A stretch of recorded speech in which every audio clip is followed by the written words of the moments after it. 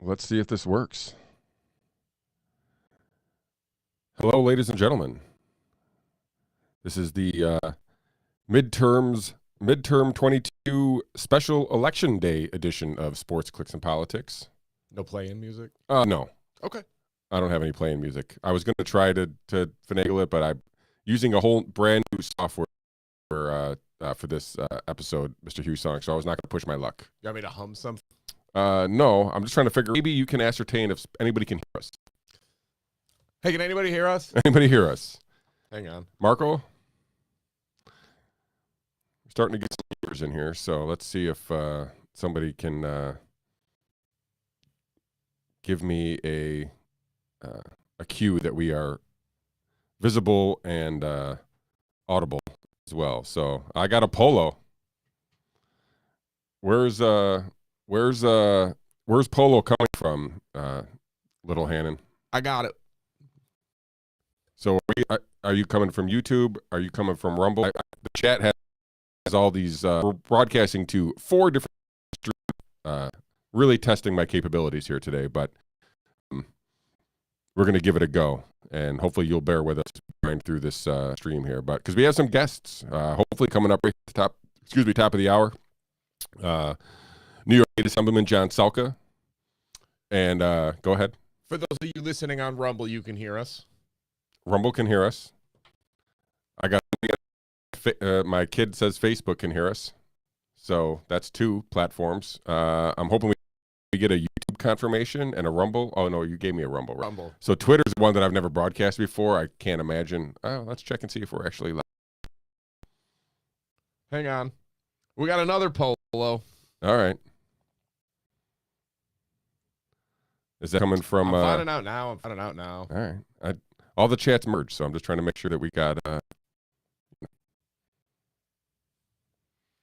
Man, we are a well-oiled machine. That's why I try to come on a little early here. We promised everybody 9 o'clock here. Guests are coming in at 9. YouTube can hear us too. Okay, good.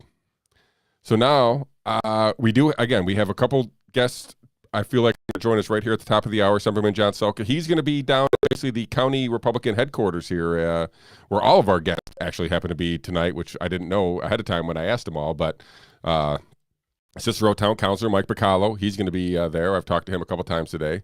Our good friend of the show, Assemblyman John Selka. We got some. We'll talk to him about election stuff today and some future stuff going on with Mr. Selka and our show here. So that'll be fun to talk about.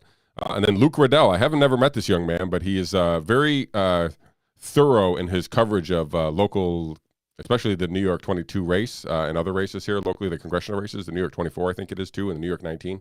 I've seen him post about. So we're going to bring him on. I don't know how yet to do that. So if Luke Riddell and John Selka and are also Michael Gordon, who is the campaign manager for U.S. congressional candidate Brandon Williams, is also scheduled to join us.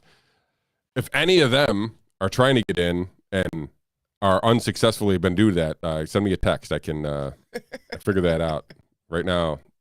I don't see any invite, any requests for this. So anyway, Mr. Hussong. Yeah. 2 years ago we did this. No guests. Much easier for me, for the record.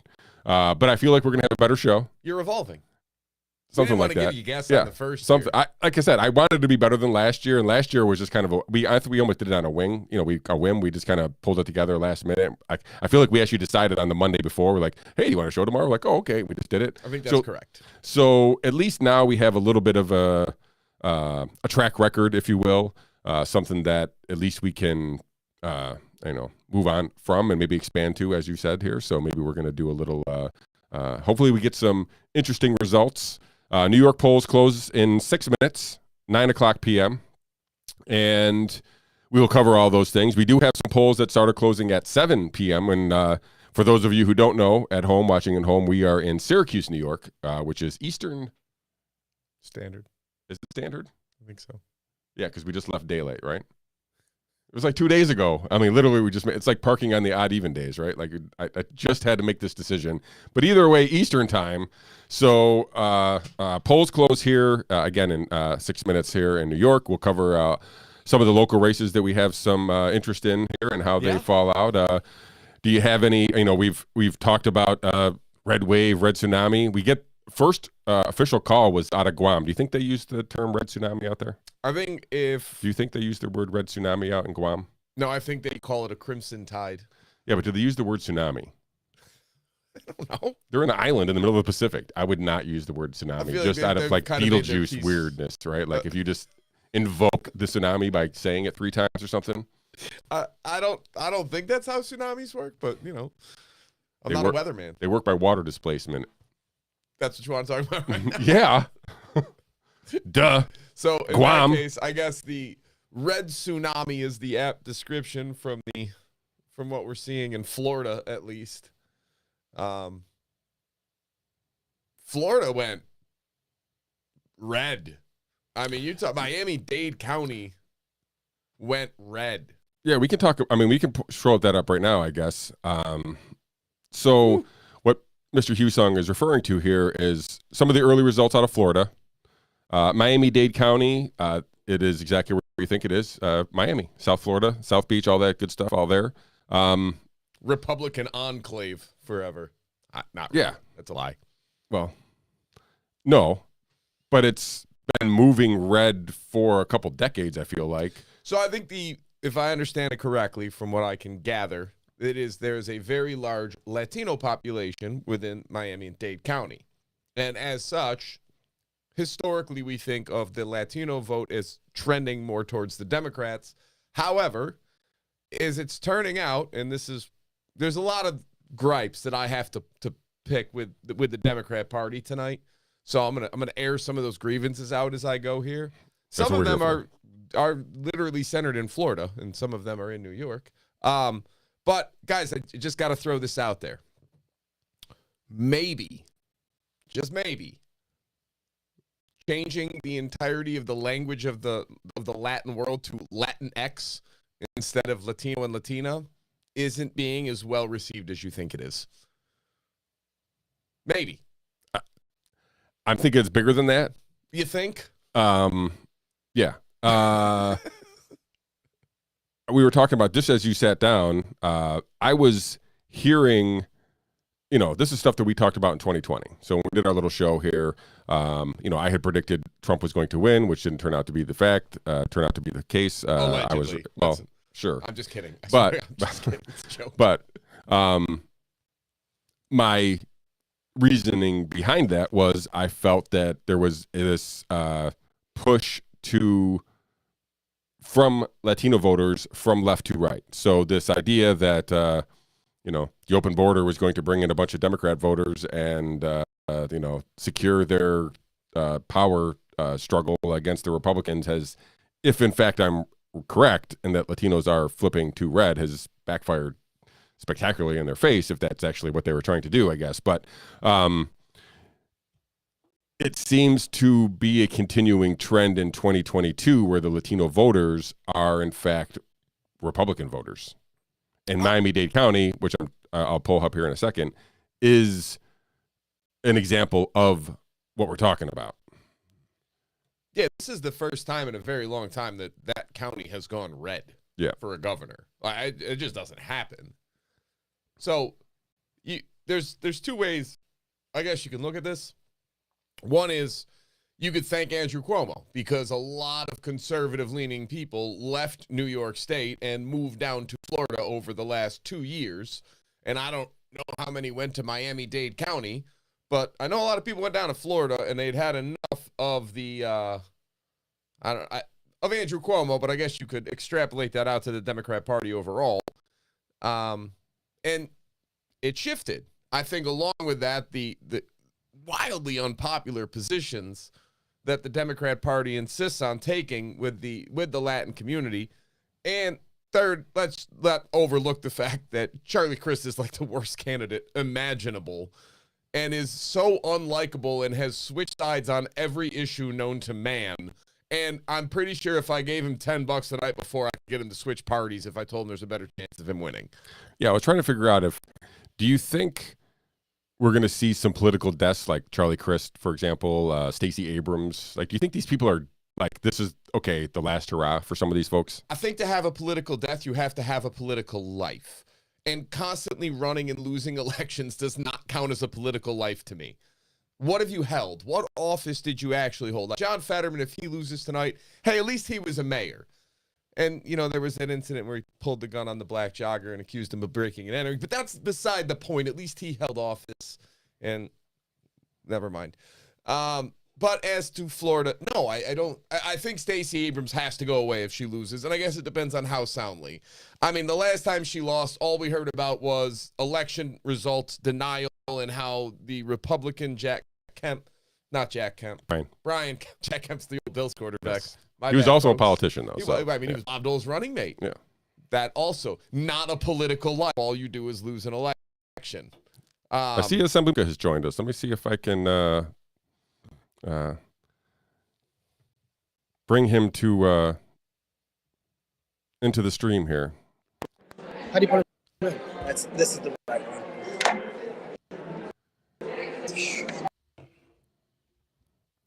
I do see them here. I'll give them a little second to get situated there. So I see you, Mr. Selka. Thank you for joining us. And thank Isaac for allowing Mr. Selka to get set up there. So we'll bring him on here as soon as we get the thumbs up. Yeah. Mr. Selka, I can see you. Let me know if you can hear me or see Shawn? me or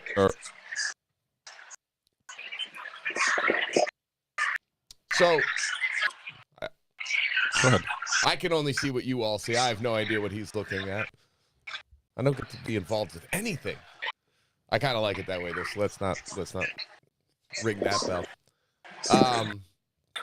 To your point about Stacey Abrams, she has to go away if she loses this time soundly. Otherwise, we're just going to hear about it for 2 more years. We heard the mic's mute. I can hear you, Assemblyman.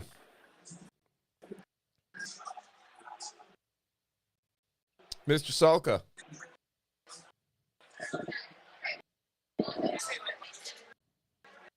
You didn't turn them all the way down, did you? No. Okay.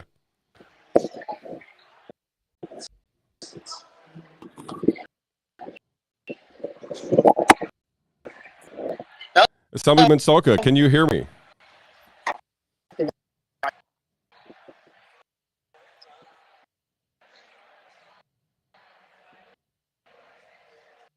We'll let them get back. I can see them maneuvering in the background there. So let's. You were talking about the death nail for some of these politicians. Yeah, I mean, think that you can't have a political life that never was. Stacey Abrams. I mean, you came out. She's still the governor.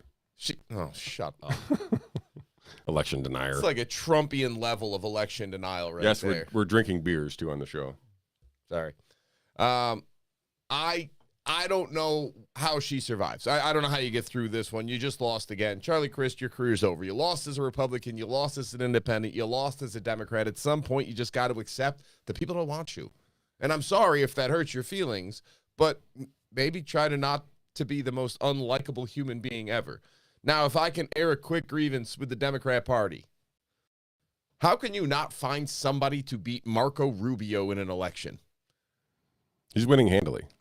It's not close. He is one of the least liked people, even within the Republican electorate, and you guys can't find a candidate that can even make it close with this guy.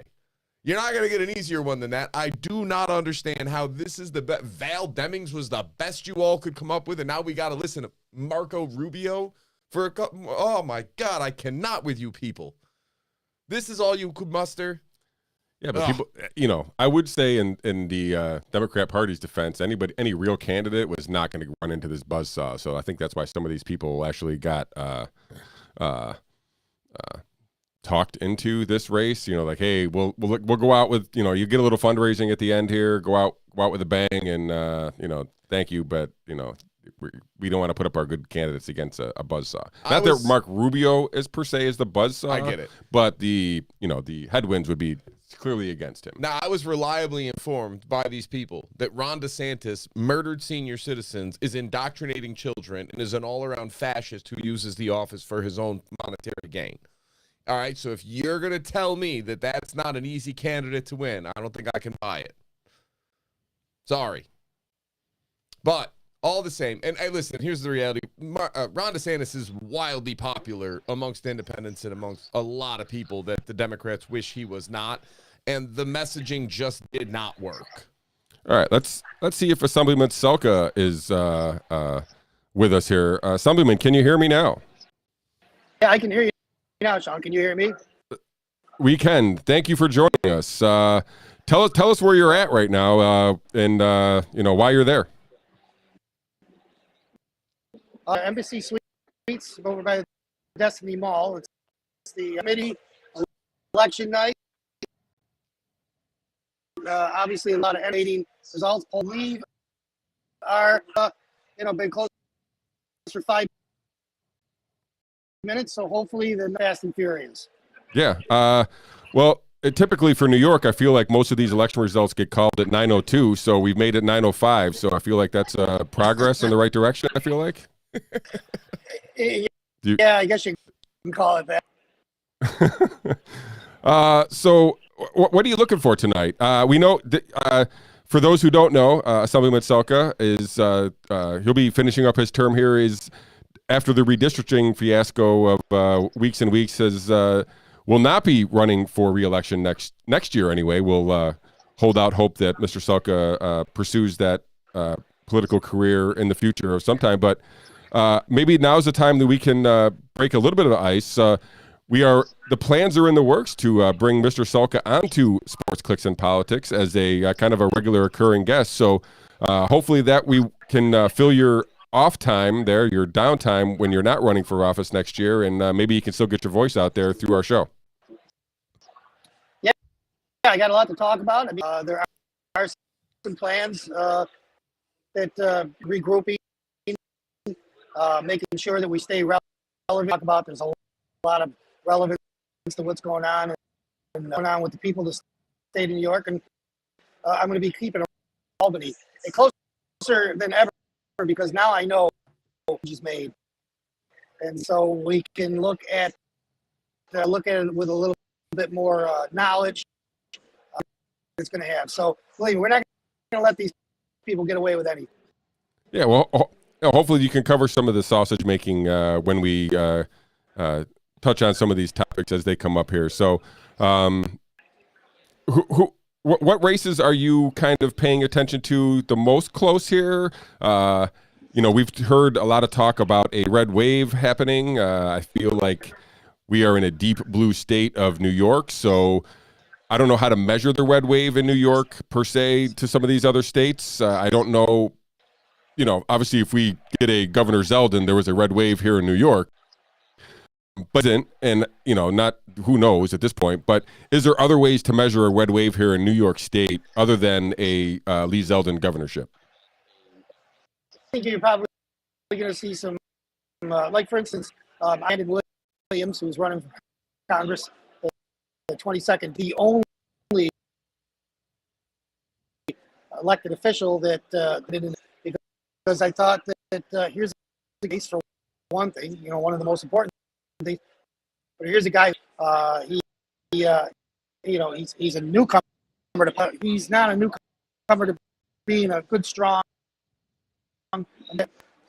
Navy vet, worked as a missile nuclear sub. So this is a guy who can handle response in that race really closely because he's my guy. But we're watching the assembly races and the Senate race, close in both houses right now.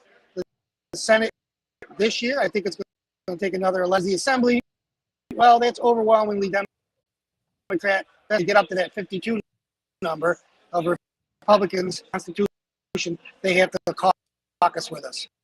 So we'll have, if we get that 52 mark, and we might be able to do that this year by the end of the night. Yeah. So, Assemblyman Selka, let me just ask you a very open-ended question. How frustrating is it being in the state assembly of this wonderful state we live in? I can say it's very frustrating, but it's challenging. I knew what we were going to be up against when we had an overwhelming majority.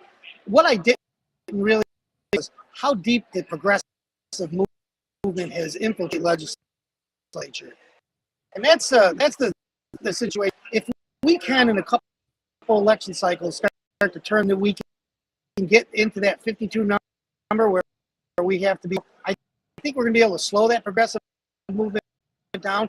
I think people are going to realize that progressive movement and all this green agenda, it doesn't pay. It's not good for business. It's not good for the politics. It's going to catch up on itself and start devouring. This is something I think is only going to be a matter of time, becoming increasingly intolerant of what lending, just incredible amounts of spend that they have very, very little regard for laws that were totally unconstitutional. So this election will at least spark enough interest. That's it. We've had enough of what you're doing to us. How it interprets at the voting. Yeah, which I'm for our show's sake, I'm hoping for again longer results than the usual turnout here or the announcement here in New York. But so I'm guessing the red wave, the sentiment must be optimistic there where you're at today, being surrounded by a bunch of Republicans there. Is the optimism? Is there cautious optimism, or is there downright optimism that they're going to see results tonight? You can say that it's a very enthusiastic crowd, a good amount of, in some respects, the next 45 minutes to an hour, hopefully, we're what we've been working for months upon months. I think this is a crowd tonight that is expected. Okay. Anything you want to make sure that you want to let the crowd know what we should be looking for? We can let you go enjoy the party there and maybe check back with you in a little bit when we get some results at all. But is there anything that you want to kind of make sure that people should be looking for with these results specifically, or just are you looking for enough success, enough red wave to kind of at least neuter the political movement that has been kind of in place like the Titanic for, you can't turn this thing on a dime, I guess. I'm talking about the state government here. Are you looking for just enough to be able to kind of slow it down this year and then kind of build off of that for future years? Or is this, do you think you got enough, is there enough in the tank to actually, for the Republican Party to make a difference in 23, or are they just going to be an obstacle to the progressive movement or the Democrats in general?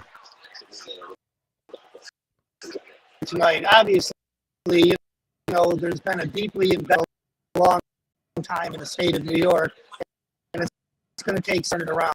But again, like I said, I trust the people from all the people I speak to out on the they've seen this governor tone deaf to the problem. She's tone deaf to constitutional rights for the state of New York, and I think that we recognize that, and we can just hope and pray hard change in New York so that we can slow things down, and time will tell. Okay, it's war. All right. Assemblyman, I want to thank you for your time here at the top of the hour. I hope you enjoy the festivities there, and feel free to touch base back with us as we start getting some results, and or if you have anything else election related that you'd like to get off your chest there. We're here for you when you need us. I appreciate talking to you soon. All right. Thank you, Assemblyman. Yep.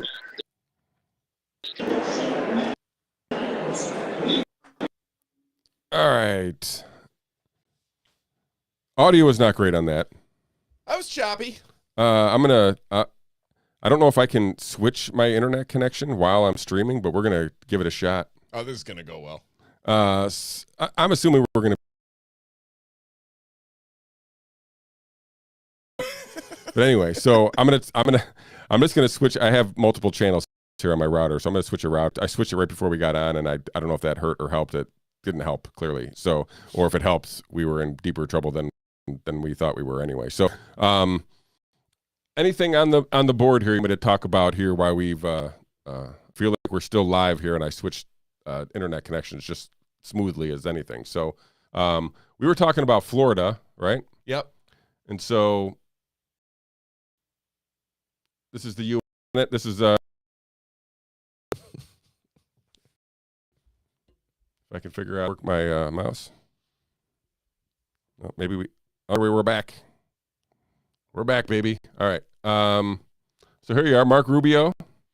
And this is with, what does it look like? 86% of the vote in. So I'm guessing this is probably already called, right? So yes, this has been called. 57.5% to Marco Rubio, the neocon. I mean, I don't think that seat was never really in jeopardy. I don't think that was ever thought of. I think there's like 5 Senate seats that I think are kind of really the bellwether, or what we're looking for. Obviously, we have Dr. Oz and John Fetterman in Pennsylvania. Yep. We have the Arizona race, Blake Masters and Mark Kelly. Yeah, Mark Kelly. Mark Kelly. Thank you. And then we had the Nevada race, and the candidates are losing me here. The Herschel Walker race and Raphael Warnock. Yeah. Yeah. Raphael these days, they're trying to. Is it Raphael? No, it's my bad. No.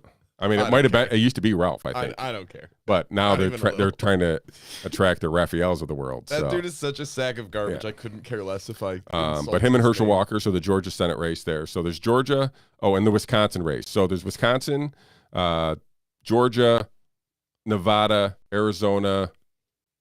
Are we worried about Ohio, or is that J.D. Vance? Do you think? I think J.D. Vance has it cleaned up. Okay. And Pennsylvania, we talked about. So does J.D. Vance. I don't know if you saw this earlier today. He was quoted, maybe it was yesterday, as basically saying, I'm paraphrasing, Tim Kennedy never had a chance. The race was never close. It was never, ever going to go to him. We had this in the bag from the beginning. He said that? Something to that effect. Okay. Very strong words of we never had a doubt that we had this race won. So I would anticipate J.D. Vance takes Ohio. I think so. That wasn't one of the races that they were kind of focused in on as a wash. Maybe they just figured that it was already a red lean, I guess. So, and then we have some governor races of note that are interesting. I mean, we have right here in New York. We talked about Leland and the unelected governor Kathy Hochul and Larry Sharp. Write in Larry Sharp if you haven't already done so. Please mail in your ballot again. Write in Larry Sharp again. So you're over here just casually encouraging election fraud. They send people to prison for that. All right, get your stuff together. All right. My God. So Michigan, I feel like, is an interesting governor's race. Hey, that woman's been through a lot. I mean, you don't get kidnapped as governor too often. But apparently that's Neither a closer race than normal. And we talked in the machine that is Carrie Lake out in Arizona. She seems to be I root for people like her. I don't even know if I agree with her on a lot of stuff, but she's just so in the face of the media. I love it. So DeSantis, I don't think there was any question about that. I don't think there's really questions about the governor in Georgia. I think Kemp is going to beat Abrams handily. I think the two wild card governors races are going to be in the Pacific Northwest. The Oregon race, I feel like, is a chance, only because I feel like there's a third party candidate who's from the left, so that might, in theory, split the vote. Yeah, spoil the vote or whatever they want to say about it. So, anyway, so could be, yeah. I do think a couple of things. Number one, the idea that Herschel Walker could be a senator of the United States is mind-blowing. And not Tim Tebow? I'm so pumped. It's unbelievable that you and I talk a lot on the show about how our system is just irretrievably broken. It's so far gone that it's become a laughing stock. And it's stuff like that. Now, listen, I'm sure Herschel Walker's a nice guy. I don't mean that's not true at all. He's probably a sack of garbage, too. But I'm not trying to insult anybody here. It's just, if we literally looked around, like the people you know, the people you've seen, the business leaders, the whomever. You're telling me we got the top people all lining up to become senators? You're telling me Warnock and Herschel Walker are the two most qualified people in Georgia that you want representing your entire state in the government? Pennsylvania, John Fetterman and Dr. Oz? You're telling me these are the top two people in your entire state that genuinely reflect your attitudes, your values, and who can best represent you in the state, or excuse me, in the Senate? You're going to have to forgive me, but I'm skeptical. I can't get there right off the top of my head. I mean, listen, I'm not in a position to cast stones. I got Chuck Schumer and Kirsten Gillibrand up here. Like, believe me, I understand. But that's my point, is clearly the system is broken. This is a system that has produced the only viable options for president last election were Donald J. Trump and Joseph Biden. Those are the only two people who had any chance of winning as a result of the system. I don't know what more evidence you need that the system is broken. I don't know what more you could possibly want to see. How about this? The 4 years before that, it was Donald J. Trump and Hillary Clinton. What do you need to understand that this is broken? And I am so far past Karen at this point of I can't get into it. I can't even get excited. I can't get mad. I can't get sad. I watched as an objective observer at this point, and there's a part of me genuinely wishing Herman wins, because oh my God, like he could do for the people like stroke victims. He could do for them what Joe Biden has done for people with dementia. Like, he can show you that anything is possible and you can achieve your dreams coming over these obstacles. It could happen. Are you going to be statues of John Fetterman like next to Rocky? I hope so. And he could be having a shotgun aimed at a black jogger. Like, that's where we could go with this. All right. Is that wrong? For folks playing at home, I've switched all of our devices to the other internet connection. It seems to be working better. I have a much stronger connection. I'm hoping that when we get the audio is a little bit better. So I apologize for that. Thank you for staying with us through that anyway. So I'm not expecting, or at least one. I haven't from Luke Riddell yet. And again, he could be a busy man. He's covering several U.S. congressional races here. So if I do hear him, we'll figure out how to get him going. So until then, I do expect, again, Cicero Town Councilor Mike Bacallo to join us closer to 9:45, so maybe like an hour from now. And again, I have an invite, and I'm guessing that the campaign manager for Brandon Williams, Michael Gordon, there has. I see. I see. We got a chat from sitting legislator. Oh, if voting changed anything, they'd make illegal. Thank you, Mr. Maxon, for your input. We appreciate your there. Hopefully, Mr. Maxon will join us. Happy birthday to Mrs. Maxon. Jeremiah is a Jefferson County lawyer who I'm a big fan of. We play a lot of political golf tournaments. He invites me up there to rub the libertarians into the Republicans' faces, basically. Good for you. Yeah. Well, good for him. Yeah. He's got a guy I can just be a tool. Some of the local Republicans use me as a tool too. I don't mind. Like, can you take shots at the mayor? Sure. What do you want to take a shot at? And I just do it. I don't care. You know, as a matter of fact, I can take shots at her. I take shots at anybody. I was gonna. That's why anyway. I had there was a friend being like, can't wait till all these negative political ads. I'm like, just follow me. I'll be around all year. I never stop with negative political ads. So, well, they should stop writing themselves. For sure. Step in the right direction. It's not like I have a lack of material.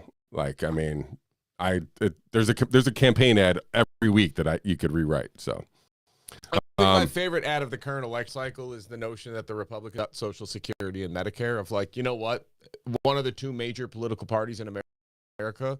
You know what they're definitely going to do? Definitely going to piss off the highest percentage of voting bloc that you have in any demographic, because the people 60 and over vote in higher numbers than anybody else, and they are well aware of that fact. So they're probably not going to do the thing to piss that crowd off, just so we're all on the same page. See if we can pull up some New York governor's races. What do you think about that? I got it actually on my phone. Did they already call it? Please No, say they haven't Okay. called yet. They've got. I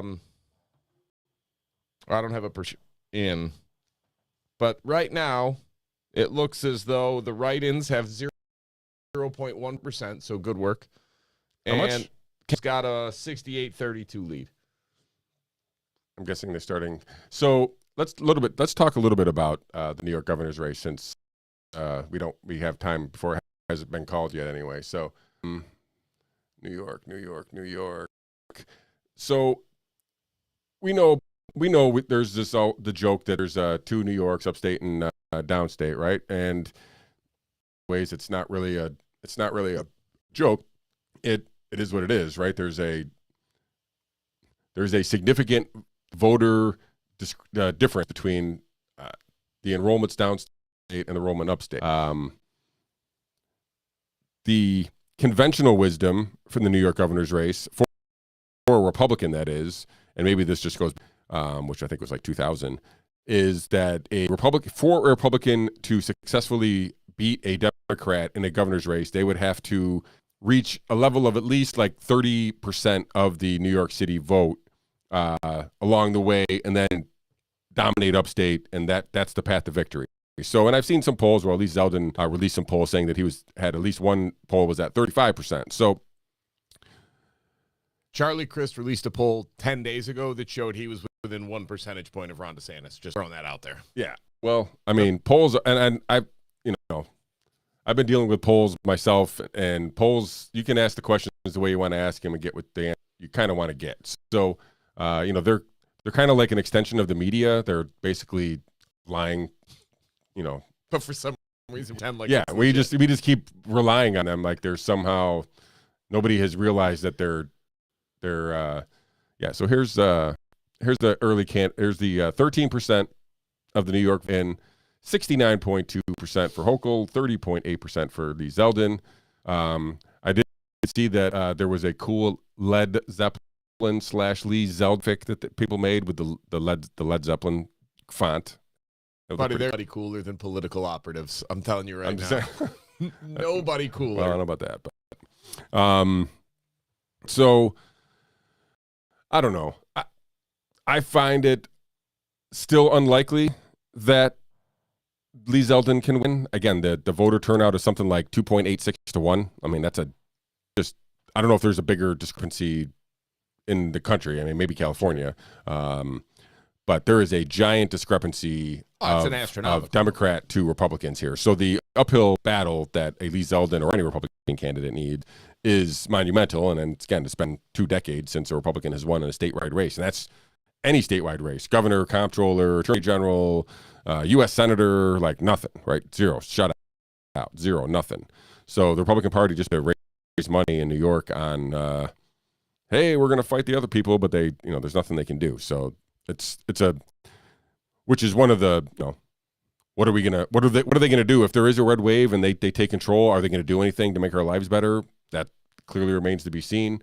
I have a theory. Yeah, well, we all have. We probably had the same through this. So I don't know what do you want to talk about? What are the races that you any of these results have you been checking? That yeah, I've been at them as we go here. Listen, keeping it close to home.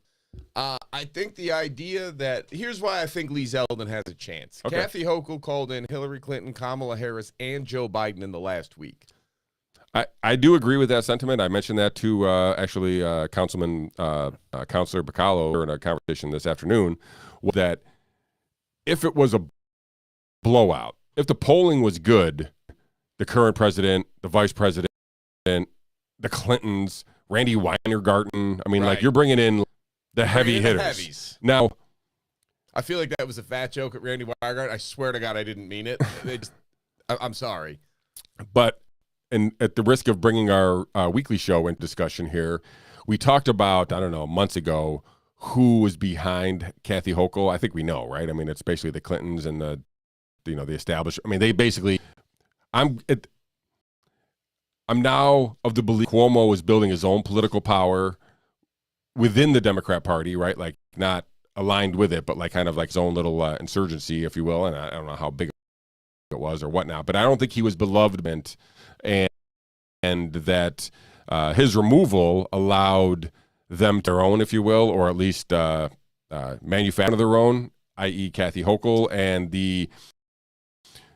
she was nobody as lieutenant governor. Nobody. She wasn't even going to be. She was going to. The conventional wisdom was she was going to resign, not resign, but at all when Cuomo. He was just going to ride out the whatever the last year on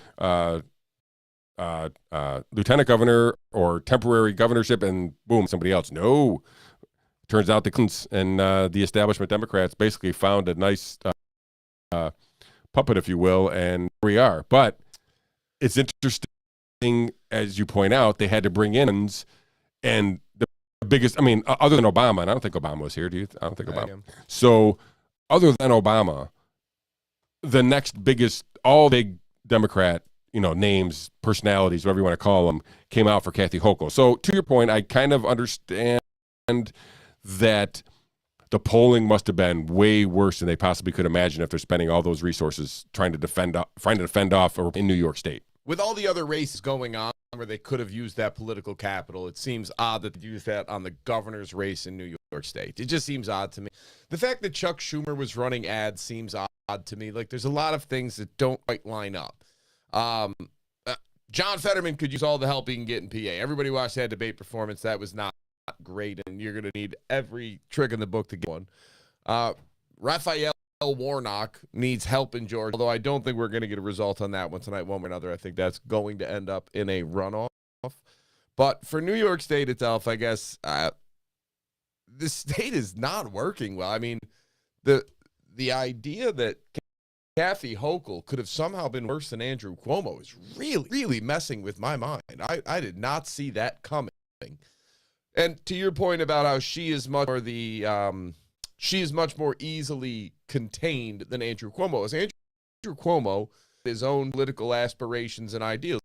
There is no doubt Andrew Cuomo wanted to be the president. He was going to go through, and he was forging his own path, politically speaking, to work towards that end. Whereas Kathy Hochul, much more malleable, much more pliable, and will be handled. She will comply with whatever they tell her to do. She's getting some people rich, including her husband's company, and some of the larger donors are getting their best, which hasn't been secret, awarding that one contract for the COVID tests where she paid 1/2 times what the company paid. It's for our safety. Got charged somewhere else and happened to be a large donor. And the best was the justification she gave. Oh, I wasn't involved. I did. Of course not. I mean, good Lord. All right, so if that's all it takes. Politico doesn't have our U.S. House. I'm getting some stuff in chat saying that we got some first results from the New York 22 race, Conole versus Brandon Williams. I don't have those yet on. Let's see what Empire 70-30 in favor of Conole so far. Yeah, that's what that's what I'm chat as a 2-to-1 turn for that. So this is Empire Report. I thought they had all the results here, but apparently not. Maybe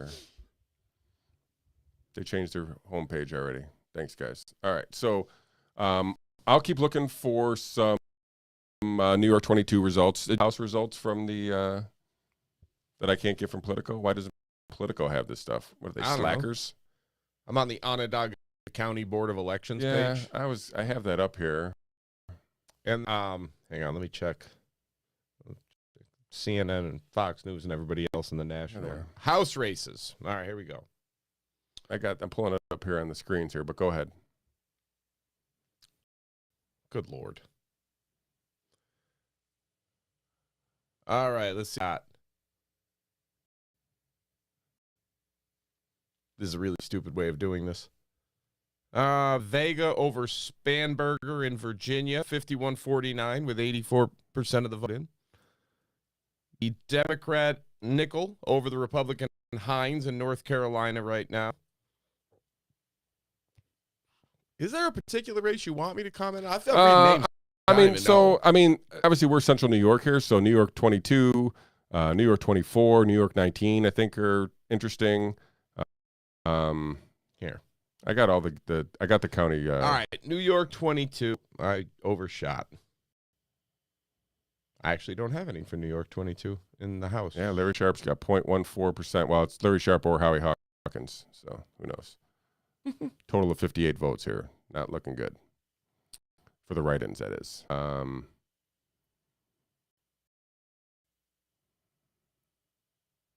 Let's see here. Local. Okay, here's the Conole race. 40,000 votes in. So there's typically, I mean, the total in Onondaga County, there's something like 330,000 enrolled, 330,000 enrolled voters, I feel like. Usually we get, 35% turnout-ish, something like that. So we get 100 and some odd turnout. So clearly early. Ben, I don't know if you know, but I was going through some of these past results here, and I don't want to do it now, but I found my name written in multiple places by multiple people that I didn't know about.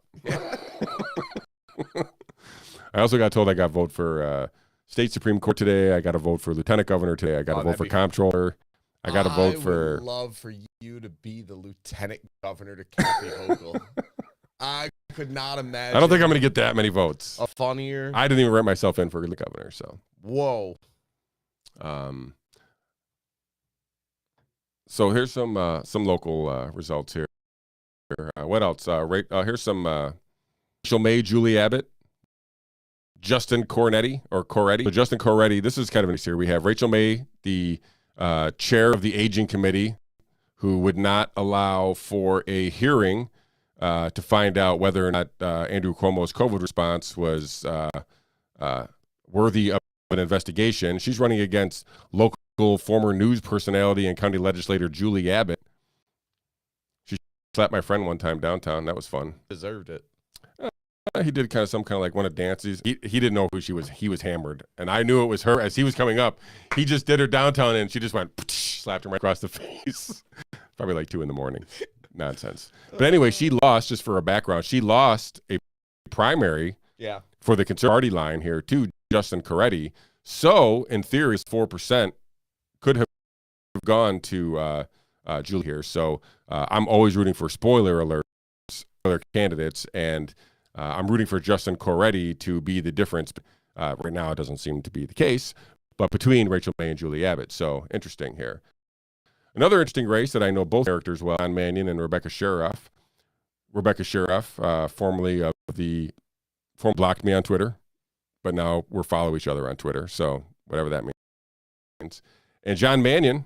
Most random tidbits of information about political human being I've ever. And I come from a family that is deeply involved in politics and random things to add on these. I look at my phone sometimes. I'm like, why do I have this person's number? Anyway, so now just for some, and I didn't go back and actually verify this at all, but I'm pretty sure I'm right. She blocked me after she came to I was critical of our county executive, and she kind of came to his defense. And during COVID, critical. I know, shocker of the county. This a little bit. This was early on, so I probably was even tame. But anyway, so she kind of came to his in a little bit, and I was probably belligerent, and she blocked me. But anyway, when she introduced herself to me, she's like, "Oh, hi, I'm like, yeah, I know you blocked me," and she was like, "What?" Awesome. She was probably one of my staff. I'm like, okay. But anyway, like you have a staff running your Twitter. But interesting race. John Mannion, who was an incumbent in a sense, he was an incumbent of a district that is far different than the one he's running in currently. So after the redistricting, he was part of the state senator that included the city of Syracuse, which now no longer exists in his district, which is a big obstacle that a Republican candidate would otherwise have to clear that is no longer have to clear. So you see where this goes. Obviously, has the name recognition, and whatever PR that comes from being an incumbent, he still has. He just doesn't have. It's a different territory. So how that plays out. I have a tidbit about John Mannion. Go ahead. I don't know the man, so please take this with a grain of salt. But I have it from reliable sources, and way more than one of them, that he is essentially the most unliked human being on the planet by the people who know him best. So I'm just going to throw it out there. If you can't get your family to vote for you, you Probably not getting me either. Yeah, I mean, listen, he has John Mannion, and I, don't really agree too much with him, and he did me a little bit, and I talked about that on our weekly show. All the Democrats. Tell the folks. Well, I mean, so let's go back up to the lieutenant governor's race. Have we still got that available here? What is Shawn Hannon polling at in the lieutenant governor's race? If you guys don't remember, Antonio Delgado here, the lieutenant governor candidate for Kathy Hochul, was not the original lieutenant governor candidate. The lieutenant governor candidate, and now I'm thinking of his name, Benjamin, was removed from the ballot. No. Well, he was allowed to be removed from the ballot after the state Democrats changed the election law, i.e., why I have a problem with John voted to do this, after playing footsie with me about trying to help our party get back on the line at the state level, and then went and just basically helped his own party and did nothing to help small minor parties here in New York State. I know you're gonna have a hard time, especially you folks at home, believing this about any politician. But even by politician standards, John Mannion, you're gonna look out for John Mannion. He's so early when I met John Mannion, we had a different governor, and he played tough, decided that he was going to be anti-governor, but really he wasn't. I'm going to be I'm outside my party. I'm not going to be that. But as soon as he wasn't that, he was just anti-Andrew Cuomo. And as soon as somebody else other than Andrew Cuomo was the governor in his party partisan hack again. So he would have been a partisan hack, Andrew Cuomo too. Who are you kidding? Well, so in his defense, was one of the first Democrats to come out and say he should be impeached or he should leave office. So again, he just has a personal animosity towards Andrew Cuomo, was willing to take on that to whatever degree he could. But as soon as that wasn't a thing anymore, that went up. But why did he want him impeached? Over the sexual harassment or over the nursing home? Oh, the sexual harassment. So this bullshit. Yeah. I'm just saying that he was like I said, I'm not even saying it was, a well thought out and reasoned adversarial position against the governor, Cuomo, that is, but he had one. Look, that's if all. you want to show me real courage, if you could tell me that somebody looked at the nursing home scandal, the cover up of the debt, and everything else, and within their own parties, and Andrew Cuomo deserves to be impeached, and we need to investigate this, I'll give you some level of respect. When somebody is accused of harassment by 5 women, and then suddenly you come out and be like, he should be impeached, you don't get credit for that. That's like a participation trophy. That's the safest play you could ever make. You're not on a ledge. You're not taking a stand. You're reading the political tea leaves and trying to get out 30 seconds ahead of everybody else. That's all you're doing. So I have been constantly by Senator John Mannion throughout the political career I have followed, underwhelmed. A little update. We're up to 50,000 votes here in the U.S. Congressional District, House 22. So Brandon Williams, for full disclosure, was one of the Republicans that I voted for. I voted for 2 Republicans today. Wow. Brandon Williams and Dominic Cicerelli. Sure. Is running for state assembly against Pamela Hunter. Task as well here in the city, because Pamela Hunter has a gigantic enrollment edge over Mr. Cicerelli, who is a first-time candidate. But you can see the pattern here. Brandon Williams, Dominic Cicerelli, first-time office runners. I'm always somebody a chance. They usually all get eaten up by the machine if they win. So it's hard. And listen, we'll see what the final results are. But if in fact I feel for Dominic, because I feel like he put a lot of effort into his race, but it's Brandon Williams has a more likely chance to win than Dominic Cicerelli does. Yeah. And this is just only referring to my 2 votes here that I voted for these Republicans. So what I always wonder is, will Brandon Williams, will candidate Brandon Williams maintain his independence and outside position while he has to play inside baseball, right? Like that's the whole thing. Is can a politician be effective and still maintain some kind of principal positions as people and politicians, right? It's very hard to do, and people don't do it. No. So that's what I'm always worried about. And I will be worried about with Mr. Williams, right? So if he does win, listen, I guess I would have the same thing for Conole. He's never been served as anything either. So like these people who've never served, there's always a chance that they could, outperform expectations. It's adorable. Yeah. I mean, sometimes you have to When play. did I get more jaded than Sometimes you? play the 5% owned guy in DraftKings, the DraftKings guy, because there's a chance he could do it. So like sometimes you have to play that and take some risk. I'm willing to take the risk on new candidates, I guess is round 2 for me. The reality is I'm fine with whatever happens, as I've said. I look back over the last 20 years of my life, and I can honestly say my life phenomenally unimpacted based on who occupied the White House or the Senate. Either way, I'm still a happy, wonderful family. I live in a great area. I have good friends, great kids, and I love everything about my life. At the same time, I pay entirely too much money in taxes. I get entirely too little. The politicians utterly corrupt no matter who's in charge, no matter what party has the majority. Somehow, we still manage to the national debt and all the taxes and fees continue to go up despite receiving nothing from them. And Paul Pelosi is going to get every stock pick right. I look at it and I just laugh I don't have it in me to play this game anymore. I just don't. I've been following this.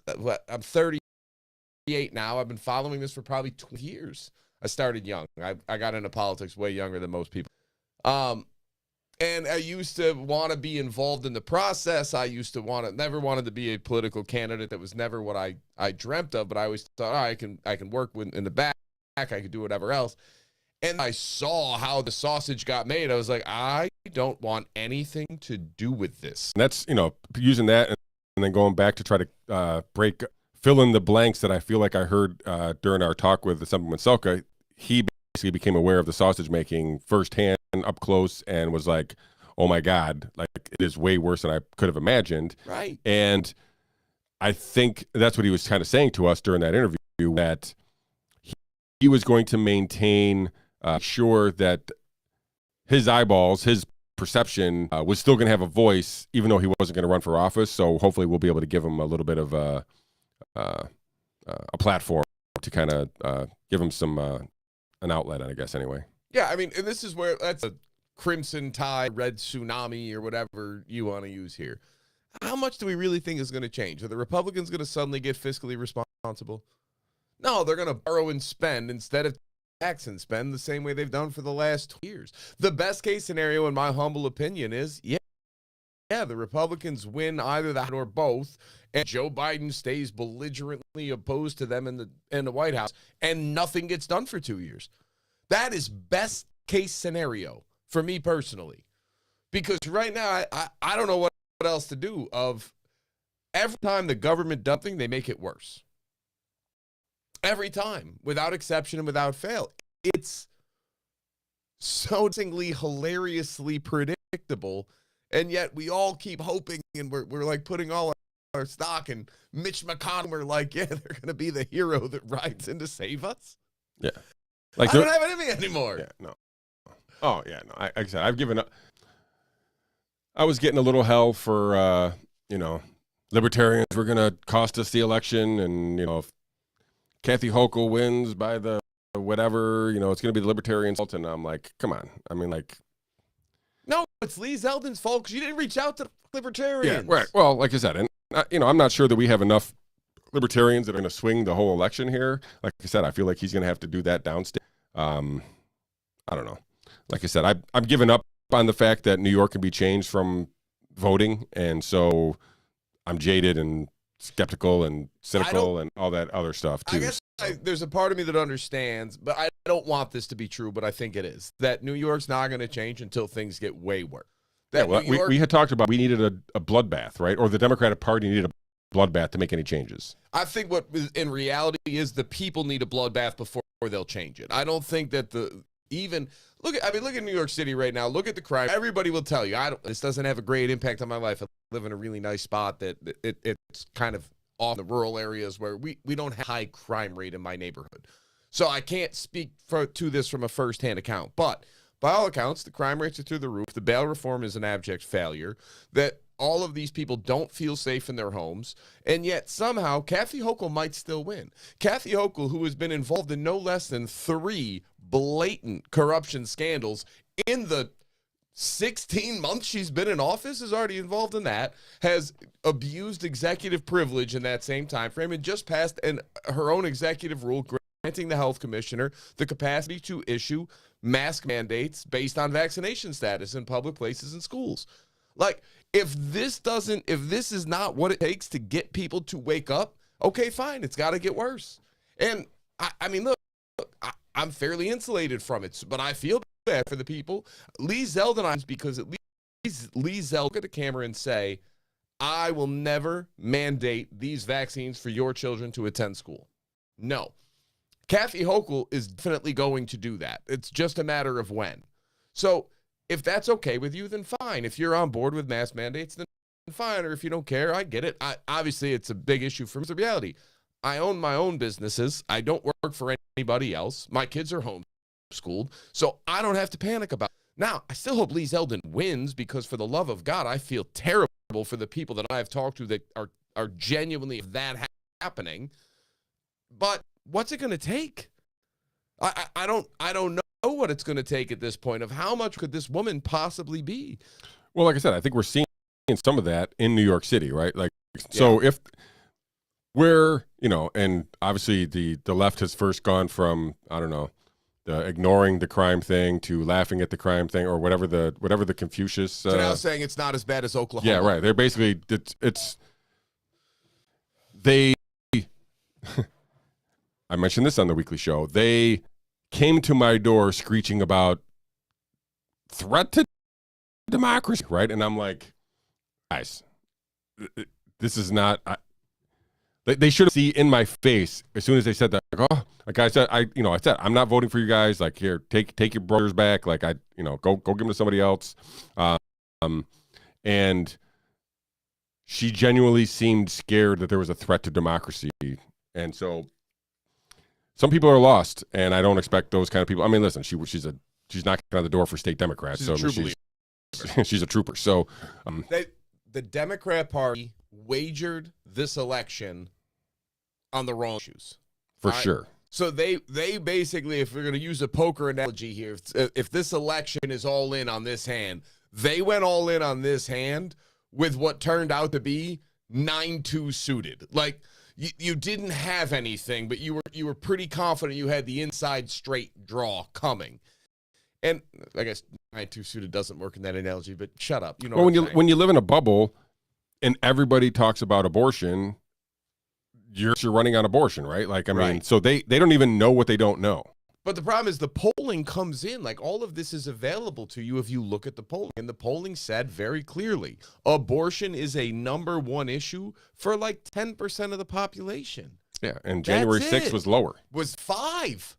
Like, all right, so you want me to focus on these issues.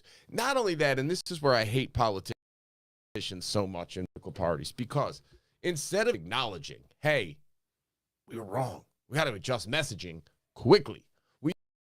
We've got to get on message. It took them until 4 talking about crime. But then they speak about it so dismissively, like your opinion and your values or your fears as an independent and individual voter are wrong. Like, they don't come out and be like, hey, you know what? Your concerns are valid, and we're going to try to fix it. They don't do that. Instead, they come out and they talk about how it's not really that bad, and the problem is you're racist. We got in the Politico's New York 22, 4% voting or reporting a narrowing race. Conole 57.7, Williams 42.3. So again, very early, 4%. We'll keep an eye on that. But do you think Williams wins? I do. Probably yes, because I think every attack ad Conole had was on abortion. Yeah, or being extremist. Did you see the one where he had Western? So, yeah, I don't want to talk about that. Oh my God. Frank Conole seems like a nice enough guy. I know some people him, and he does. He seems like a nice enough guy. Couple things that are personal pet peeves in political ads. If you served in the military and did nothing remarkable, then it should be nothing more than a footnote in your political speech. Like, unless you're a hero. Like John McCain, for as much as I couldn't stand the guy later in life, he sacrificed tremendously in Vietnam. Like, the guy was tortured, he was beaten, he was broken, and then he came back to serve in office. Like, okay, you because holy crap, you can't lift your arms above your head right now because you were so tortured in a POW. You can't. Like, different level. But if you were, and I don't want to speak ill of the, screw it, I'm going to speak ill of the Navy. You didn't do anything, you liar. So, all right, you went over to Iraq, and just before anybody kills me, I was in Iraq too. And here's the thing. If I was ever going to run for office, that wouldn't be the focal point of my, like, hey, I served our country. Especially since both of them have military backgrounds. Like, right. It was like, what are you gaining? Credit, I only ever heard it in one ad for him. Yeah, well, he used it as a, you know, because he would talk about it as a ship thing, right? So he was like, I basically was in charge of a nuclear submarine, kind of like saying, hey, I was given the keys to the castle of a nuclear, like a very important piece of military machinery that could do damage, you know, beyond whatever, and he was given that responsibility. So he was using that as a, you know, as a leadership thing, more than a I serve my country thing. I think I might have heard him say. I think he thinks he did that. Like, point of his campaign.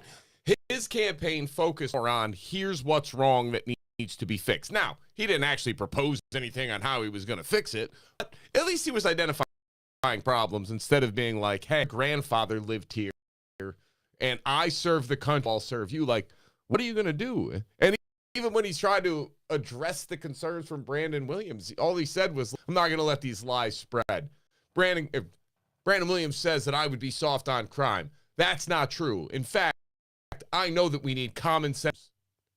And anyway, when I served in the military, you're like, well, wait, here's the concern. I've made this point with a group of people earlier. There is nothing the federal government can or should do to address local crime.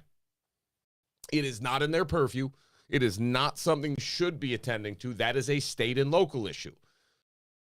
So if they want to like fund all the local cops and everything else, all right, it's not going to fix the problem. The reason we don't have enough police officers right now is not because there's not enough money in being a police officer. Cops get paid pretty well. They have great retirement package, everything else. It's not a money problem. That's not why we don't have enough cops. So there's other issues, and we're ignoring them. So with Brandon Williams, I think he has a shot, and I do think that at least they didn't call him a truffle farmer this time and try to make that a major issue. Literally the worst ad I've ever seen in my whole life. I had met Brandon Williams during petitioning at a gun show at the fairgrounds. I don't know, probably back, I don't know, summer, like way before the primary. So like, you know, where he was then and where he is now, completely different animals. But you know, he seemed like at least a genuine person when I talked to him. You know, but I mean, I also knew he was running for office, and you know, if you're a good politician, you try to come off as a genuine person. So I didn't really know. That being said, I did reconnect with Mr. Williams about a week ago exactly, where we talked about still about 50,100 votes in the governor's race here in New York. Still, it's not even reporting a percent here up at the top. So anyway, it's very early here in New York. At least I think Governor Cuomo was announced at 9:02 in 2018. So, but anyway, back to Brandon Williams. He pulled me aside at this event and asked me what I would want to see out of congressman as a libertarian. And I gave a shout to Representative Thomas and said, hey, if you're going to go pick somebody's brain, go talk to this guy. He's a sharp guy. And I feel like he is outside of the party apparatus, so you can kind of get a genuine straight answer on most things. Not that I have any kind of personal relationship with Thomas Massey at all, but I think I'm right. But he also said, and I told him that monetary policy and foreign policy were my two big issues, and that if he would be willing to entertain the idea of auditing the Federal Reserve, which is a Thomas Massey bill at the Fed, he said yes, he would be interested in that. Didn't commit to it like outright, but it was like, you know, he's done banking background or has some investment banking background and was aware of the role the Fed plays. So he was interested in that when I said it. And he said no boots on the ground ever in Ukraine. So that was something that I was at least encouraged to hear from Mr. Williams. So we'll see how that turns out for him. Again, we have I think this has been upgrading without me having to refresh. So if you just go into Google, yeah, and election results that are a little ahead of where these ones are. All right, try to do that. New tab here. I'm just here to. And what am I typing in? Oh, this is DuckDuckGo. I don't have Google. 2022 election results. All our secret software. We're letting you guys know how the sausage is made. I wonder how many times I can use an analogy tonight. It's apt. I feel like I could. It's like because I don't have. This is DuckDuckGo. I don't have. I'm anti-Google. Get it. New York Post. That could be fun. Yeah, maybe. Probably not. They might have. Well, they might have. I don't really care about their commentary, but they might have a graphic that gives us upgraded or if updated. You go back, the next one below that was a graphic. It was a map.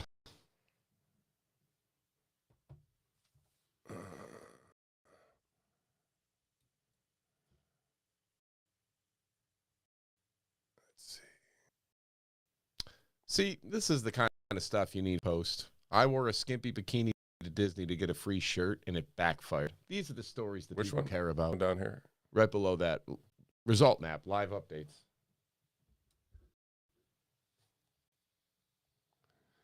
I hope New York Post was going to have more, some New York specific information here, but. So right now I've got Kathy Hochul up 65-35 over Zeldin. Is this on? You're talking on the New York Post site? No, I'm on the Google site still that you didn't want to go to. Okay, so this is here's New York Post with a hefty 28% expected votes counted. Kathy Hochul at 1.1 million, 66%. Lee Zeldin at 33%. Write-ins is still less than a percent, only at 624 here. So that's what I got on. That's the one we want to use. And let's look at the House race here for some of these upstate congressional races and see if. Here we go. It's the same update here. 4% of the expected votes counted, 57% to 42% in favor of Conole. Again, at 4%, still very, very early. Did we get any updates from the let's check out these races that we talked about here a little bit. Raphael Warnock versus Herschel Walker and the Libertarian Chase Oliver. That's a toss-up. Chase Oliver did well at that debate, though. Look, he's within the margin of difference there. He's the spoiler. He is the spoiler. We also have a spoiler in the governor's race here. Let's check out Shane Hazel. I should have invited him onto the show. Way to go. So this Shane actually played spoiler and forced a runoff last year, and everybody got mad at him. So that's probably that and Donald Trump telling people don't go vote in the runoff. Sure, probably right. I mean, no, but not within the margin of victory there. So a little different between the race and the Senate race there. But let's go back to these other Senate races here. We talk about Pennsylvania. Fetterman's got the lead. 52% for Fetterman. Dr. Oz, 45%. Again, that was with 40% reporting. Do you think there's anybody out there that voted for John Fetterman and Herschel Walker? I guess you can't because you live in two different states, but like would be supporting both of them? Because I feel like I keep hearing from Democrats, like, how could anybody vote for Herschel Walker? And I keep hearing from Republicans, how could anybody vote for John Fetterman? And I'm kind of looking back at them like, you're not a little curious? And I'm guessing no. Not even. I don't know. So those are the senators that have results here. We're still waiting on Nevada and Arizona, obviously, and Wisconsin. What's going on in Wisconsin here? Ron Johnson, very anti, probably one of the leaders in the pushing back against COVID stuff. So I'm rooting for Ron Johnson for sure. Again, 35% expected votes counted at this point. So Still early. I see we might have a guest here. Hey. Who's taunting me and telling me my source is bad, but let me Who's our guest? 'Cause I believe this is going to be Jefferson County legislator Jeremiah Maxson, and let me bring him to the fold here. Fellas, how are you? Very good. Let me pull your video up here, and welcome to the program, Mr. Maxson. Appreciate your backdrop there representing the LP.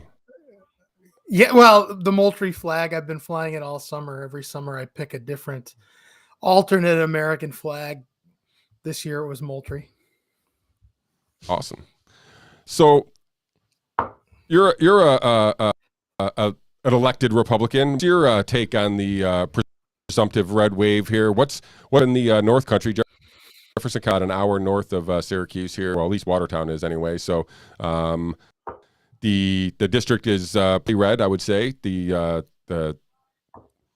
think it's a secure red area, if you will. But what are some of the races? Are there any races up there close, or something that you're at least keeping an eye on to try to measure if there's going to be a red wave here throughout other parts of New York? So I was optimistic about Zeldin's chances. I still am. I hope that he can pull it out. But looking at just our turnout in Jefferson County in 2018 with Molinaro, we had turnout of about 31,000, a little over 31,000 in Jefferson County in 2018. So with all the excitement that you would expect of a Republican, or forget Republican, anyone who could beat Kathy Hochul, you'd think people would turn out to vote. I heard anecdotally, there are lines at all of our polling places. They ran out of stickers at my polling place. We're on track for 25,000, maybe 26,000 turnout. Somehow, in a year where Lee Zeldin could beat Kathy Hochul, 6,000, 7,000 fewer people bothered to go to the polls with 2 weeks of early voting and zero excuse absentee. So I hope he wins. I hope there's a red wave, but just looking at returns, it looks like we're not going to have even 2018 turnout levels. So, well, I asked this. We had a supplement Salk on earlier, so I'll ask you: are there other ways you could declare or at least acknowledge that there was a red wave in New York without a Lee Zeldin governorship? Like, is there other races that you can be like, okay, so like I guess I've been under the theory that if Zeldin could get to like 4 points, even if he lost, that tight of a window would propel a bunch of upstate candidates to levels that would otherwise, they could flip a bunch of seats that otherwise they wouldn't. So I guess, do you think that there's ways, listen, I'm libertarian, right? I'm a Libertarian Party member. I have to measure election wins results differently than those have a chance to win. So are there, even though I guess Republicans would be disappointed because I feel like there has been a lot of momentum for Lee Zeldin for their campaign. But if he, in fact, does lose and still comes in a 4 or 5 point margin, could you still consider there be a win for New York State through down ballots? Well, I hope so. I mean, we've been so long under Democrat rule that even coming close would be nice, but the races that have more impact over your daily life aren't on the ballot today, right? It's not our county legislator. It's not our towns. It's not our villages. The most impactful races are the judicial the judges. Our judges, we had 4 solid judges running in the 5th Judicial District in New York, which includes Onondaga County.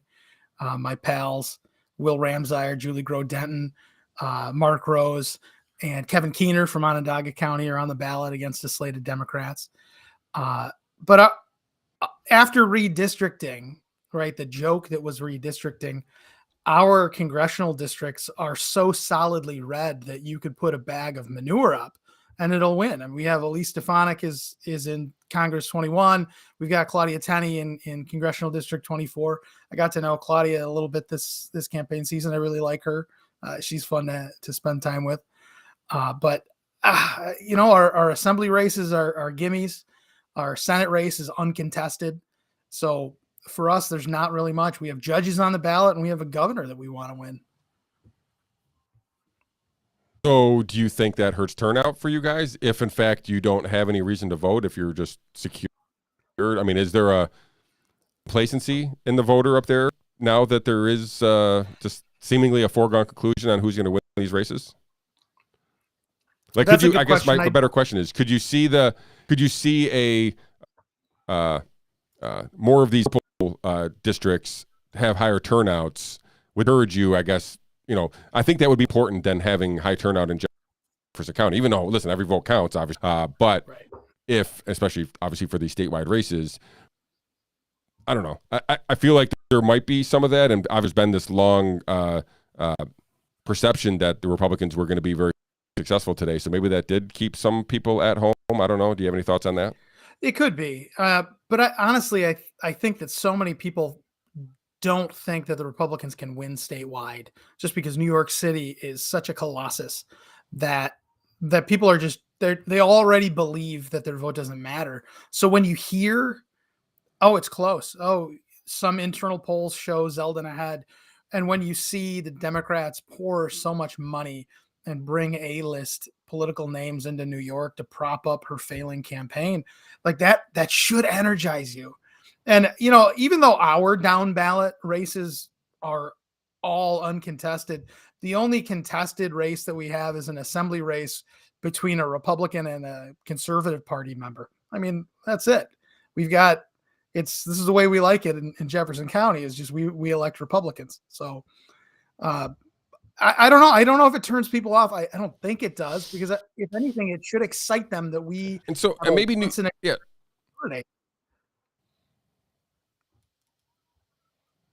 Yeah, I mean, listen, I'm jaded. Like I don't think a Republican has a chance to win, and that being said, I also placed $10 bet on Predict It, Zeldin to win. So I haven't checked my cash out there, but it wasn't looking good when I got onto the air this afternoon here. So,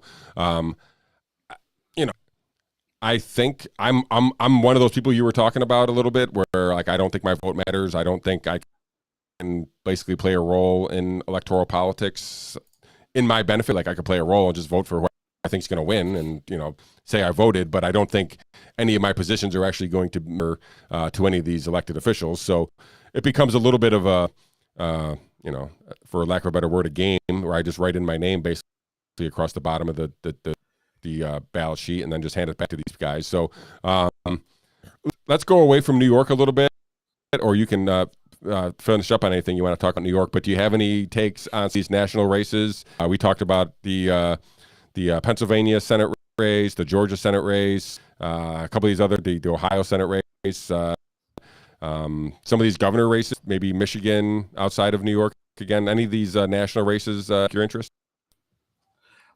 Well, they pique my interest because I have a few friends who, we don't wager money, but we do wager bragging rights on trying to get predict the more of these accurately. I did win last year, but to be honest with you, I'll finish up on New York.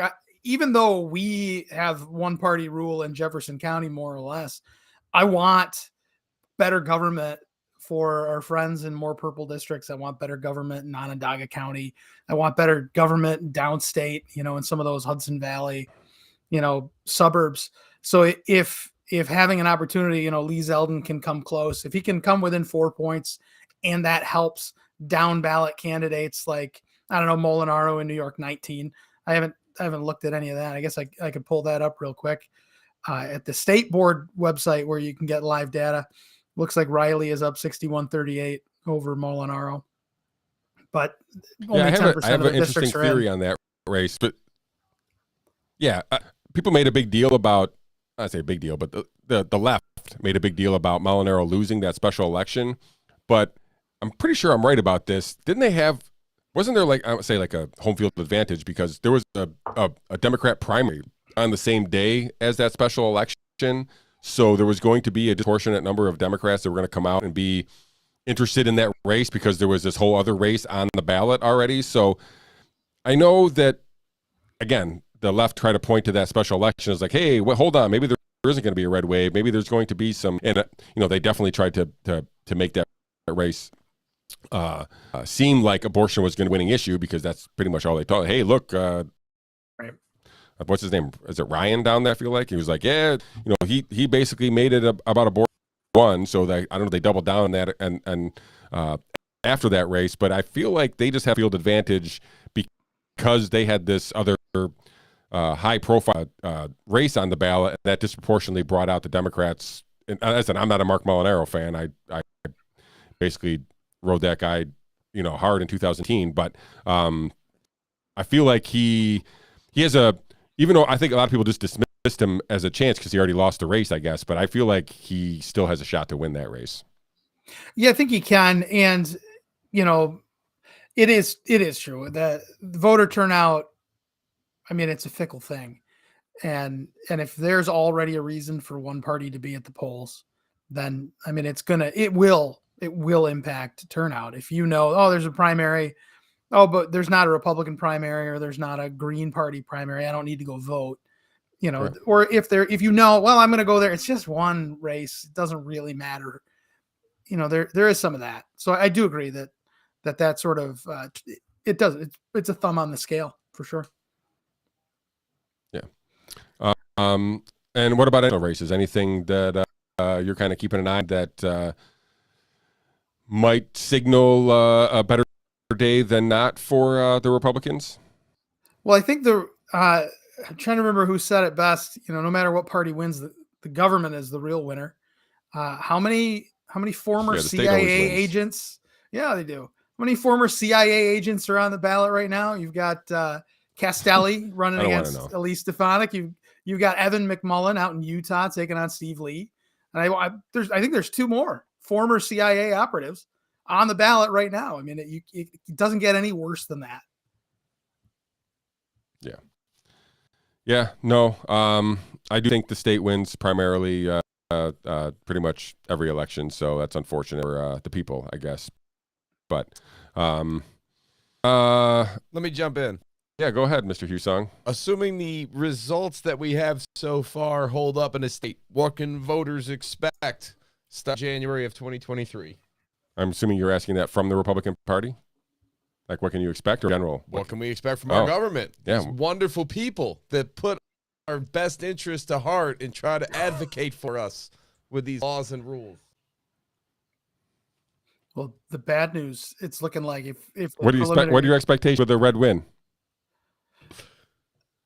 in New York, or statewide? Anywhere or nationwide. I think in New York, starting January 1, it looks like the ballot proposal is going to win. So you're talking about $4.2 billion more debt. That's, great work, everyone. Solid. And nationally, I love divided government. I'm pretty confident the Republicans will take the House, and then they won't do any of the things they said they would. Right? They had the presidency, they had the Senate, they had the House of Representatives, and they did not repeal Obamacare. They said they lowered taxes, but the jury, it can be manipulated on that. So I think you'll see when the Republicans are in charge, you see government grow, but just a little bit more slowly than when the Democrats are in charge. Except who printed most of that money who shut down businesses in March 2020? Who was the president? It was Donald Trump. Yeah, DJT. So, it was. Yeah. Mr. Hussong, pretty much on our weekly show, on a weekly basis, that everybody who hates Trump hate him for the wrong reasons. They do. I stand by it. Yeah. They do.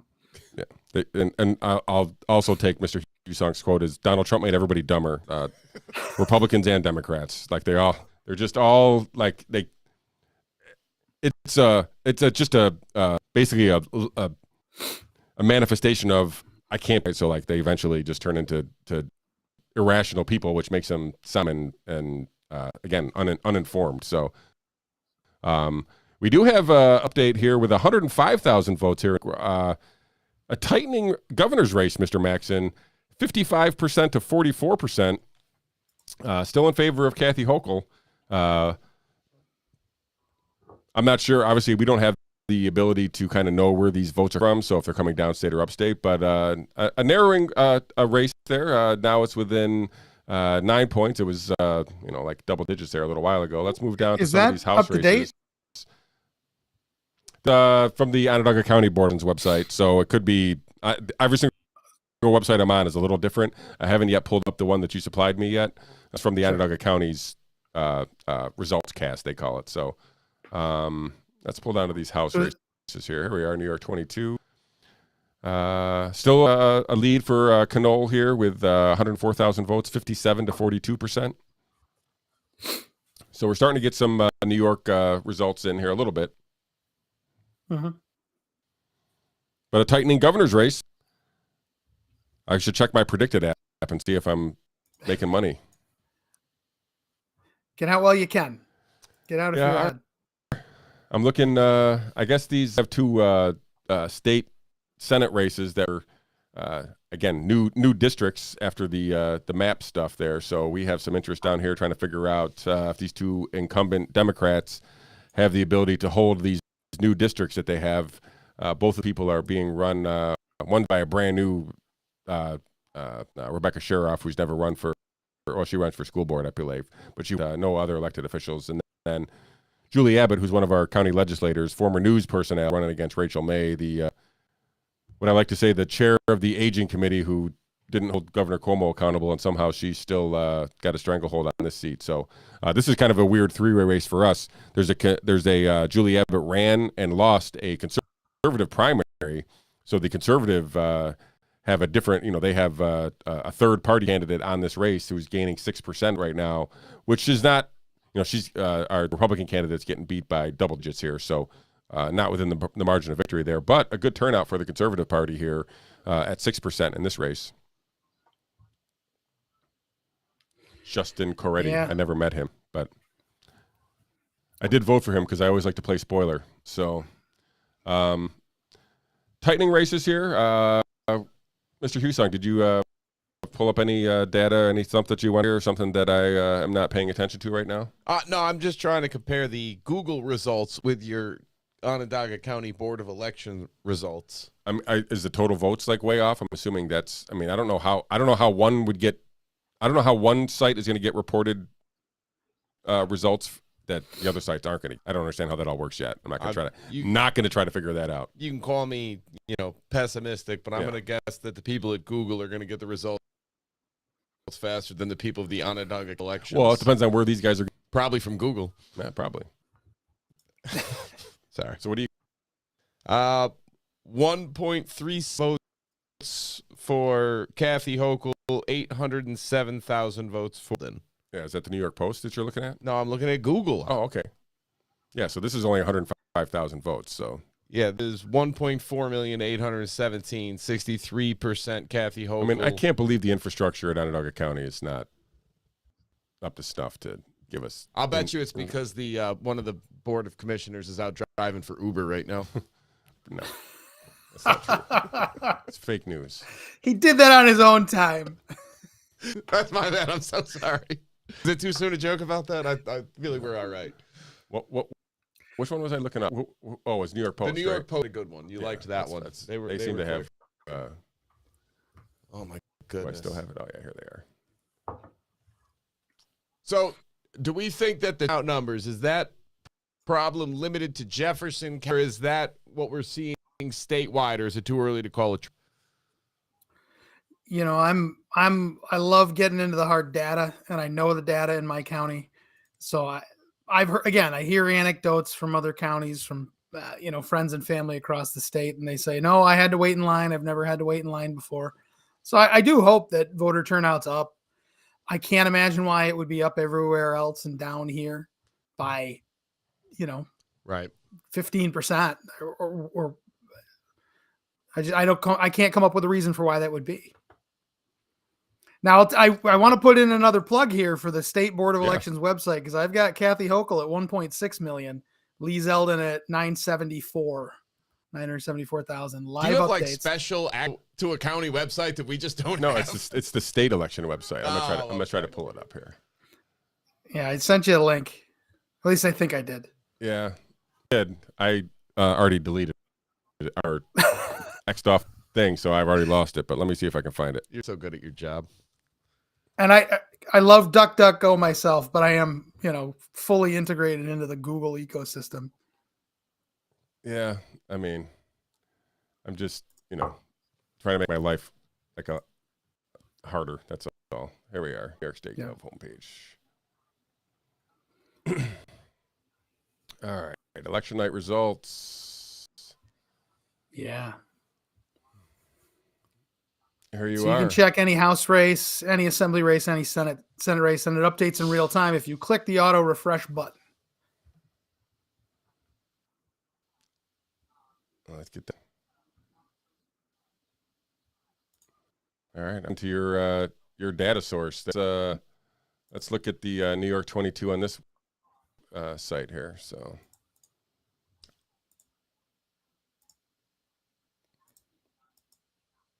oh, they're in numerical order too, even better. New York 22 with 58,908 votes. Francis Conole, 64%. Brandon Williams, 28.9%. So still a sizable double-digit lead for Francis Conole. Mr. Hussong, I see your Buffalo, your guy Nick Langworthy. He's winning. He's winning by a lot. I see Tenney's got a pretty good lead, 15 points, 14 points, something like that. So my in-laws live in the town right next to Hamburg, which is Kathy Hochul's hometown. And she went to go visit her parents last weekend. She came back and she said, we went around Hamburg, Orchard Park, and went through Lakeview. She says, I didn't see a Kathy Hochul sign in town where the woman is from. Well, so the anecdotal stuff you're talking about, which would lead you to believe, like, oh, this might be swinging. Well, I mean, I don't think so, but maybe she made a calculated effort or a calculated decision that campaign signs weren't all that important this year. I'm just saying, some people do that. I got to hit the search button here. Maybe she was just being a good environmentalist and didn't. Obama didn't have campaign signs. I like to point that fiscal out conservative for the record. Kathy Hochul. Yeah, fiscal conservative. Kathy Hochul, Obama. Yeah. Let's just be clear. What are we looking for? The 50th and the first here, right? Or the 50th, whatever here. John Mann, Micah Sheriff. This is with 30,000 votes. Again, 9% to 30%. And here's Jeremiah's friend, Mark Walczyk. He has no contestant. He has no opponent, Mr. Maxon. What happened there? He had no opponent. He, of course, you and I golfed in his golf tournament last year. That was a fun one. Yeah. 24% of people left it blank. Blanks. I could have voted for Kanye at least. Yeah, that's true. Not a lot of point in voting for uncontested races. I'm told. For sure. Yeah. No. There is the one in Madison this year that people are the judge guy who OD'd trying to do a writing campaign against that guy. Did you hear about that? There's a Madison County guy who's running for like county court judge or whatever, and he's running uncontested, but police were at his house and they used Narcan to get him back coherent, but he's the only one on the ballot, so they're like, we need to get him off the ballot, and he's like, I'm not leaving off the ballot. He had no. John Maney did not come to the guy's rescue and get him off the ballot. I see Rachel May still big lead here in this race. This is only 22,000 votes, so the vote totals are all over the place depending on where I'm looking at here. But let's keep this one. This has a good governor update, I feel like. So I can thank Maxon for this. I'm happy. What else, Mr. Maxon? How's life in the North Country? How does do anything for the Mrs. birthday today? Other than watching election results on Google? No, I waited until she fell asleep at the hour of 8:45 to do couple extra glasses of wine in the mix to move that along. No, none at all. I would much rather be spending time with her than watching election returns come in. Oh, okay. So, all right. Well, we not anything against you. No, birthdays are interesting when you've got 3 little kids. So, yes. Well, yeah. Now, Mr. Hussong's got 4. Yeah. That many. Luckily, mine's 28, so it doesn't even matter anymore. It's not the same. So we got 2.7 million votes so far recorded, which is, by this measure, 7,200 out of 14,000. So about half the votes. Is there a percentage on here? I'm trying Half to the find election it now. districts. Half So the what you'll election find districts, on but we don't these- know how many total vote totals. Right. A lot of those more wonder if they're- rural you're- districts up in the hinterlands, like Right. mine. Yeah. Yeah. Well, I'm guessing, maybe you know this since you're immersed in the data. Do you guys get your results curated faster and submitted or whatever they got to go? Like, is the because there's, I mean, I'm guessing places like, Manhattan and Brooklyn or whatever have massive undertakings when they get done with their voter totals. But do typically the rural districts get their votes like submitted or turned in to the Board of Elections quicker? It depends on the county. I know in Jefferson, all of the, I don't know if they're SD cards or whatever the vote totals are stored on, have to be driven from the poll site to headquarters in Watertown. We don't transmit that over the internet. It looks like at Jefferson County's website right now, they're showing a total ballots cast of 25,750. So add to that another 2,200 in absentees and affidavits, and you're well under the 31,000 that we had in 2018. Bigger county, St. Lawrence is a little smaller in population, but much bigger in area. They've got to drive those things. I mean, it takes them hours to get back to Canton. I think they're in Canton up there. So yeah, we're usually they're probably done, but earlier. But yeah, you got you got miles to take care of. So yeah, that's interesting. Okay.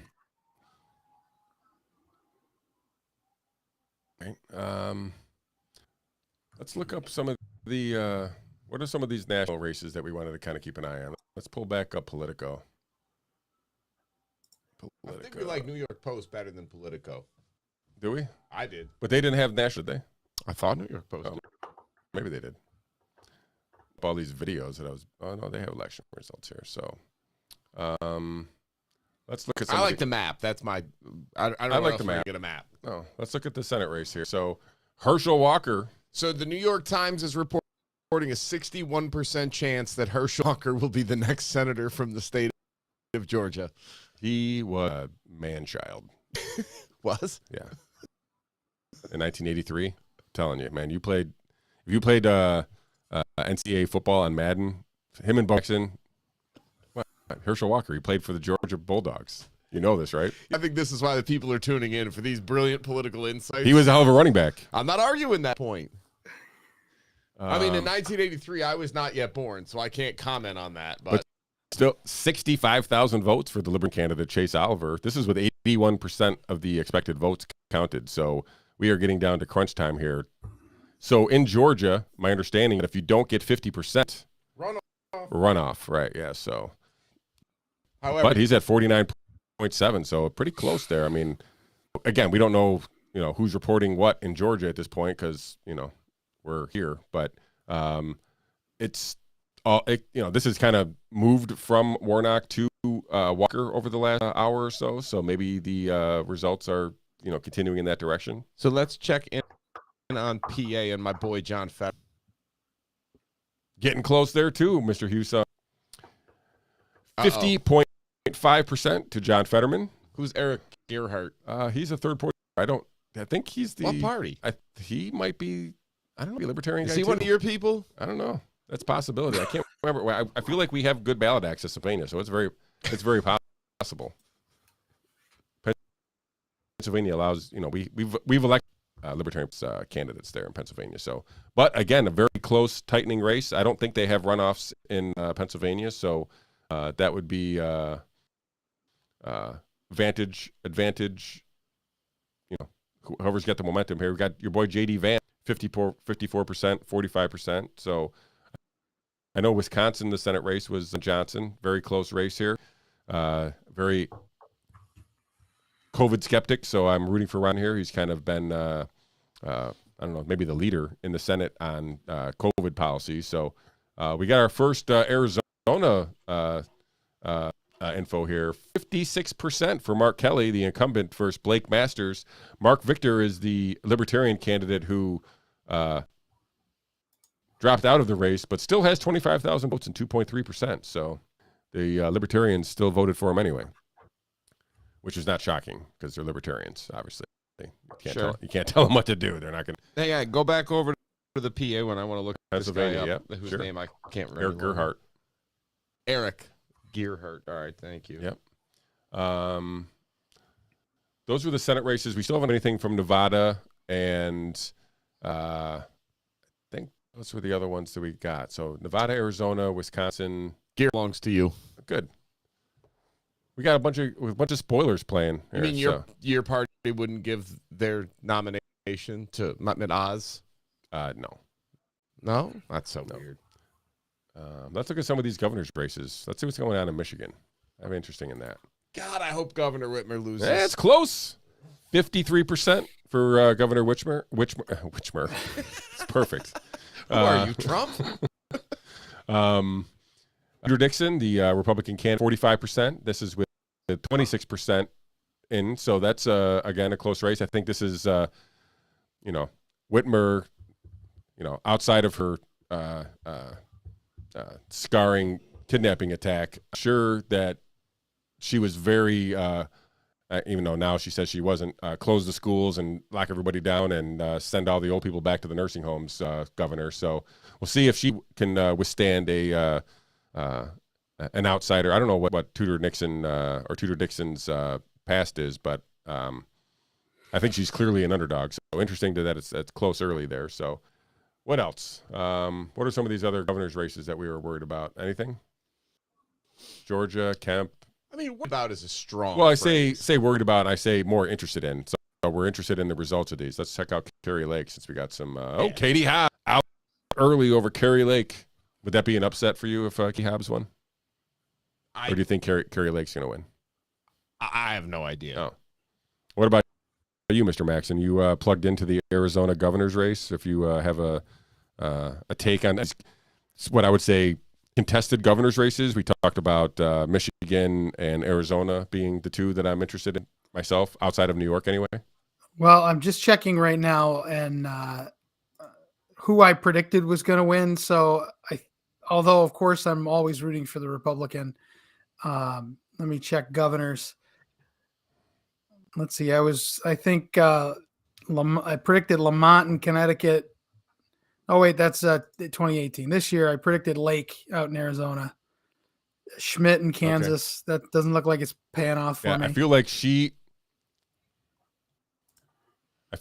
yeah, I mean it's still, I mean it's there's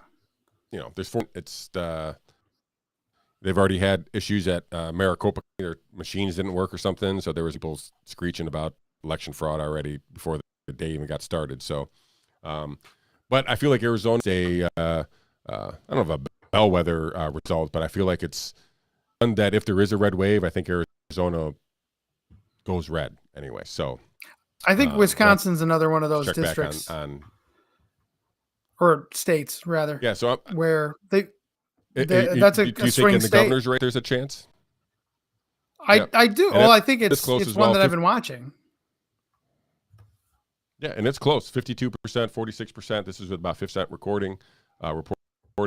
So and again, that's got the Senate race with Ron Johnson in it, which again, if I'm rooting for a Republican, I'm rooting for the guy who is a beast, standing up to the COVID knot. So he'll get my public support for whatever that's worth. Rooting for him. I don't think there's anything else that I'm super interested in. What about you, Mr. Hussong? It looks from Twitter chatter, for whatever that's worth, Lee Zeldin did not do very well in Erie County, and that might be a big problem moving forward. Well, I mean, listen, people like to vote Hochul, right? So, I mean, even though there was no signs out there for Kathy Hochul, I'm sure she was a congressperson from out there, so she's got, at least other people have already voted for her, right? So they know the name, they've already gone through the habit of clicking her box and her circle, I should say. But anyway, Only Mr. Maxon caught it. I don't think anybody else caught it, but what? Nothing. Do we do? Is phrasing we a haven't thing really here? Do we do phrasing? Yeah, that was bad. That was terrible. It was way better. Let's see here. Maybe you shouldn't drink in podcasts. Yeah, I got nothing here. So let's go back to the house races here and check on some stuff. And let's compare some of the stuff that New York Post has with Brandon Williams taking the lead. This is with 12% reporting. So, like, how is that than what you're looking at? Answer, you're looking at the New York 22 race. Either one of you guys, Maxon or Jeremiah or Ben. You got to warn me. Well, I am. saying because this says 12% reporting. I think we were. How many votes do you have total? 22 recorded. 75,000. Okay, yeah. So you're way ahead of this. So this is at like 32,000, 33,000. Let's see what else is in New York here. Now that's 75,000 votes Matt with only Castelli 39. with a lead over. That's 5% of the election districts have reported. So since you this is neck of the woods, and I'm looking at 18%. This is New York 21. Stephanie, right? So I have her losing right now, 56-43. So if she's losing, where are those votes coming from? Those like, votes is there a certain part of? Yeah, the eastern end of the district. It's going to be the ritzy part of the Adirondacks, the shore of Lake Champlain. But at the state board website, the current numbers, she's ahead 56-42. And those numbers, that's just going to go up from here. Yeah. It's interesting because I didn't really think that there would ever be a shot in time where the Republican was losing that district. So I didn't realize that there was actually a Democrat leaning area, I guess, of that. It used to be represented by Democrat Bill Owens, who was a moderate from Plattsburgh, pro-business Democrat. I remember that name. Remember when that was a thing? Come on. All right, let's pull up the New York 22 here on the state board website here. I think Jeremiah is right that the state board website at least is on par with whatever the New York Post has got going on. Yeah, I think the New York State website's the way to go. Oh, okay. Can't get ahead of it on anything I'm looking at. So okay, well, that's why we pay Jeremiah the big bucks to get us the data that we need to. That's why we pay you double what we pay ourselves. Yes.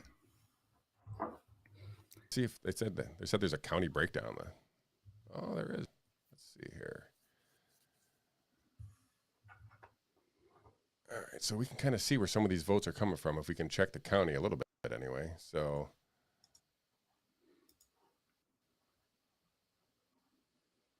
total votes.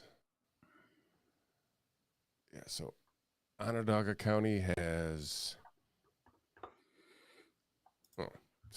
26 votes calculated in the New York 22 right now. That's how, 40,000, sorry.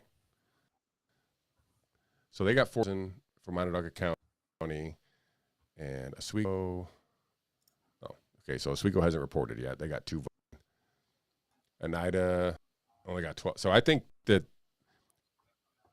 if and when Brandon Williams is going to win, it's going to be because of things outside of Onondaga County. So it's interesting that he's got the lead, but that's where the majority of the votes are coming from too. So more than half of the votes, 40,800 of the votes, 75,000 are from Onondaga County. So still early in that race, but that's one of the races I do want to keep an eye on.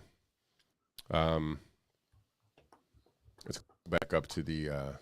We don't have any interest. Let's go to the Senate races, right? We got those two upstate senators that we're interested in.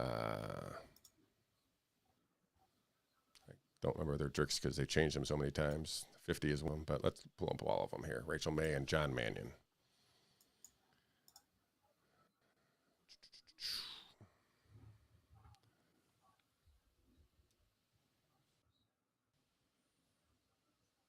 Let's pull up these.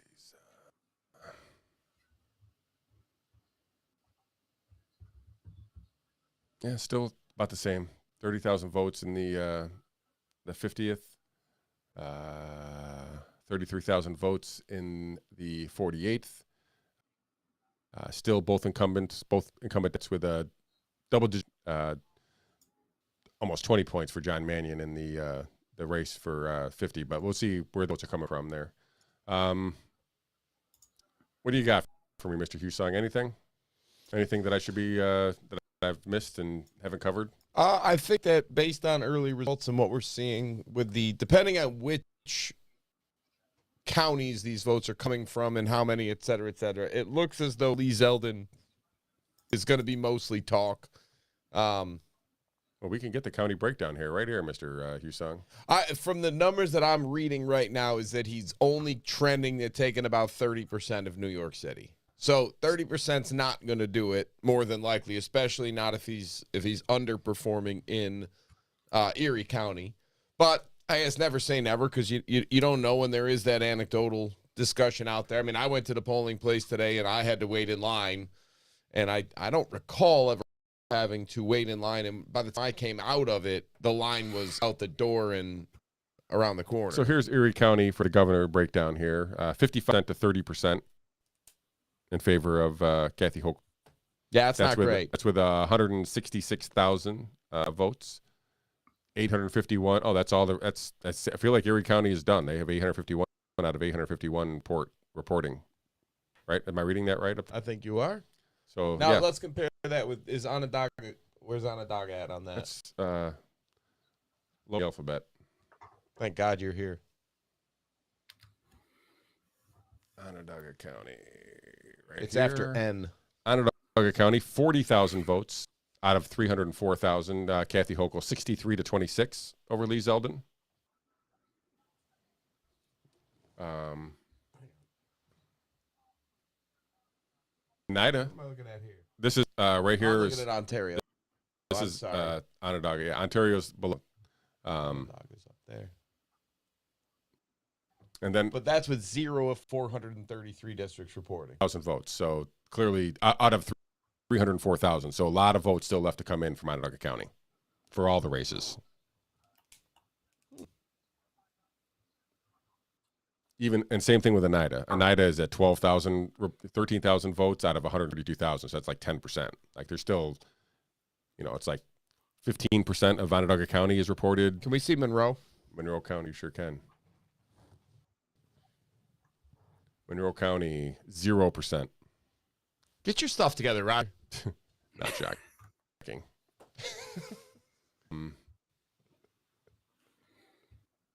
Let's to the top here. You going to Albany? You want me to look in Albany County? I thought you said you were going to the top. I mean, I was just going to go to the totals. But yeah, Albany is right here. 53%, 20% advantage for the unelected governor. Formerly unelected. But there's still a lot of places. As of right now. As of right unelected. now. We'll know in like 30 minutes probably, but I can still use that line for the time being. All right, let's go back to the New York Post for some national races.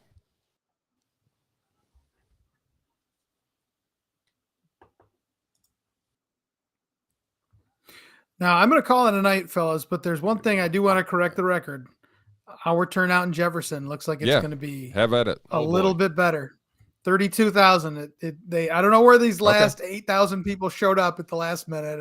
It's going to be one of those, 3 a.m. vote curves, but our final turnout looks like it's going to be about what it was in 2018. So no, people weren't more excited here than they were last time around, but here we are. Before you go and finish off your night, do you, comparing it to 2018, do you think, or how do you think the changes in voting, affected that, if at all? I mean, I don't know. It doesn't seem like it is. If you say you're going to be on par for 2018, do you think at all? I mean, there clearly the dynamic is different 2018 with some of these mail-in voting options. Yeah, I voted early because my office is downtown Watertown, so I can pop in. I voted early last year when the the second early voting place was in the village of Adams, and I represent Adams on the legislature, so I went. But I don't. You'd think with 2 weeks of early voting that more people would show up and cast a vote so that they can crush their enemies and see them driven before them. But I don't know why. It's just the downfall of democracy. I don't know. However you want to wring your hands. I do feel like there is I think the system itself has played a role in voter suppression, if you will. So, well, I think it definitely has. Legislator Maxson, I appreciate you got me. You got me fired up here. The Republicans and the Democrats are both complicit. They're both on the same team, right? You know it better than anybody. They're both trying to eliminate voters' options, right? That's why Larry Sharp didn't have ballot access this year, right? And they talk a good game about it's your civic duty, you have to vote, but they don't mean it. They just want incumbents to win. The redistricting effort that they put together just redistricted Republicans and Democrats into their own safe your districts. time. I will be back in touch. Hopefully you'll be able to invite me to the next Republican golf tournament, whatever that turns out to be, because I've only played golf twice in the last 2 years, and both times were with you. Well, you did a great job. I can't wait to have you again. Thanks for having me on tonight. Have a good night, fellas. All right. Appreciate it. All right. Thanks, Jeremiah. Yep. Take care.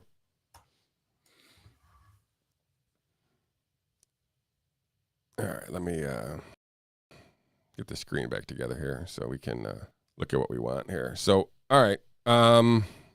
Again, that's Jeremiah Maxson. He is Jefferson County legislator. You can check out his work. He's I've long praised the work of Mr. Maxson. He's done some good work up there in Jefferson County. So probably the most liberty-minded elected I'm aware of, at least in New York State. All right, Mr. Hussong, where to next? Anything? And on Georgia. Checking in on Georgia at the New York Post website here.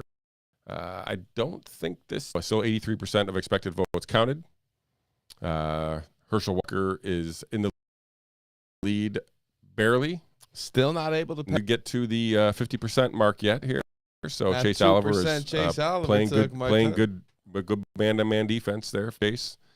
Let's look at some of these other races here. Let's go back. Nick Langworthy has declared victory. I saw a check mark next to his name. So, and I see Ron Johnson has taken the lead in the Wisconsin Senate race, 57% reporting. So progress there. Let's go down to Arizona. Mark Kelly still in the lead over there over Blake Masters, 51% reporting, 239 in the breakdown there. Mark Victor, Libertarian, 2.3%. It looks like Wyoming will return Republican governor to the shock of nobody. Shocker. Nebraska also going to remain a Republican governor. Iowa. Let's pull up the governor's races here. Oh, my God. Stop the press. Beto O'Rourke is going to lose the governor's race in Texas. Another guy who should never run for us again, right? Are we done with that guy? I mean, seriously. Can we throw him, Stacey Abrams, and Charlie Crist out onto a yacht and just be like, go live your best life already, right? I'm like, come on. That guy's a tool. I can't believe Beto O'Rourke lost. Governor's races. Georgia. Ryan Kemp still in control in Georgia. Katie Hobbs still in control in Arizona. Let's go to Wisconsin. Closer. That race is getting closer and closer. I don't know if we have a libertarian spoiler on that. Joan Beglinger. I don't know where she's from. She could be a libertarian as well. But a closing raise there, 51% to 47% in Wisconsin. Kristi Noem in South Dakota going to win re-election. Did she have an was good on COVID stuff? Yeah, she was really the only. DeSantis gets all the cred for being the most anti-COVID governor, and obviously he lives in Florida, not South Dakota. But she never locked down. They never did masks. They didn't do any of that stuff there. So they actually served as the. I mean, she wants to put people in jail feed, so she's got her problems. But well, nobody's perfect. I mean, who amongst us hasn't wanted to jail the occasional pothead? All right, but he without sin cast the first stone. But they actually served as a great comparison. North Dakota and South Dakota served as like a default control group study for every measure. It was the comparison that you could always make. And if you were paying attention, it turned out that all of the NPIs did nothing. Ron Johnson's got a 5,000 vote lead here, so he's ahead here. Colorado is going to retain its Democrat governor, Jared Polis. We got an all but a tie here in Pennsylvania. 49.4% for John Fetterman. Dr. Oz at 48.1%, so 1%. Actually, 1.3% is the difference there, and the Libertarian candidate at 4%. It's hilarious. Could have just asked for our votes. J.D. Vance, winner. Marco What are the numbers in Ohio right now? I'm sorry. So this is just the Senate race here. Yeah, that's all. 53%. So this is with 86% reporting. Yeah, it's over. 53 to 46%. Somebody had mentioned the Colorado Senate seat. I can't imagine. Oh, yeah, no, they already won. Oh, maybe it was the Colorado governorship. But I just mentioned the Colorado governor. Let's go to the House. I was going to say that guy's not trying to throw anybody in jail for weed. Still with only 12%, but different than the state board website that has higher turnout already. So, but it is what it is there. So I don't know. What else? We didn't really talk anything big picture. I mean, obviously we haven't had enough results yet to kind of see what we're having here. Let's see. So right now we have 44-42. I didn't really do a actual breakdown of this person's going to win and this person's going to lose kind of thing, but Chuck Grassley's going to win.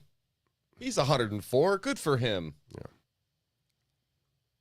Let's go back to this website. Louisiana's going to keep a Republican senator. Shock.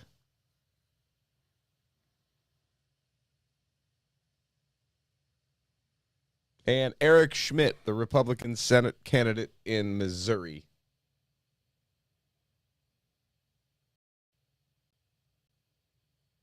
Sorry, Trudy Bush Valentine. It's probably Valentine. I'm an idiot. I mean, way to spice up the name. Never mind, I can't defend it. It was just a bad pronunciation. I did poorly. We got a little bit of upgrade, 100,000 votes here now in Onondaga County, so a big jump here in results. Kathy Hochul, 50%, almost 51%. That's 62,000 votes to 46,000 votes. So a big upgrade. I think went from 40,000 or 50,000 to 120,000. So now we're up to 255 out of 433 districts reporting. So we got a total of 304,000 potential votes and 120,000 in already. So I'm not sure. What's it? Doesn't really say a percentage, just percentage of the breakdown there. So I'll look at, we talked about Monroe. They didn't have any votes. Let's see if they came in at all. Monroe's still at 0.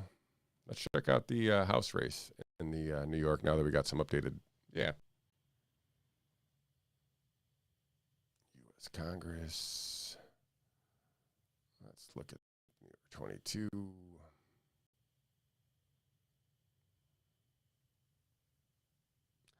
I mean, I think Onondaga County breaks for Conole just because they have the city. But we are now at 161,000 total votes here with Francis Conole at 50% and Brandon Williams at 45%.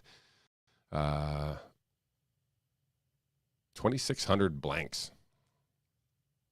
Think they're just governor votes?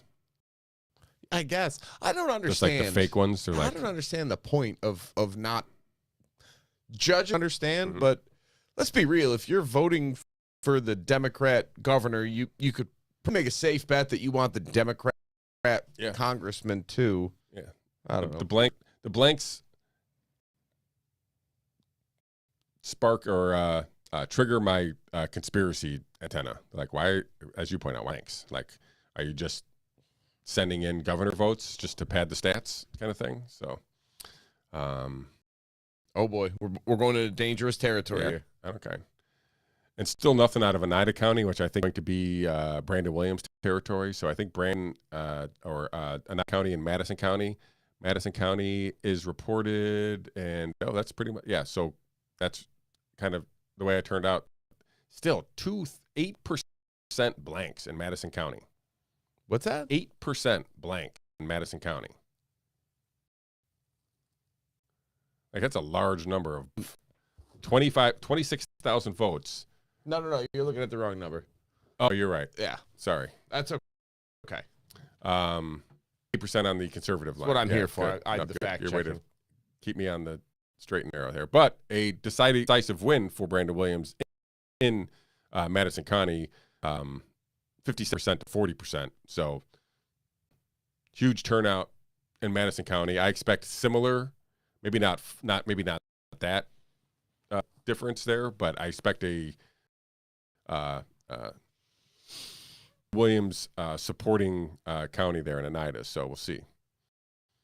And Oswego too, and obviously Oswego's got 12 votes in here, so a small section of Oswego is in that district. So where to now? Let's check out these state Senate races here. So we got some Onondaga County. How's John votes. Mannion doing? We got some Onondaga County votes, so that should at least give us an idea on 48 at least. New York 48. Let's see, get that down here.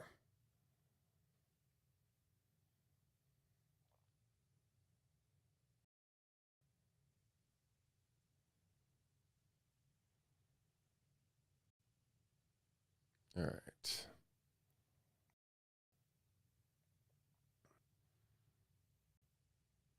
Here we are.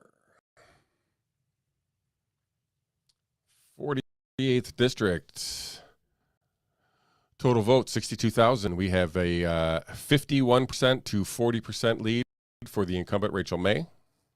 This is with 129 out of 276 districts reporting there.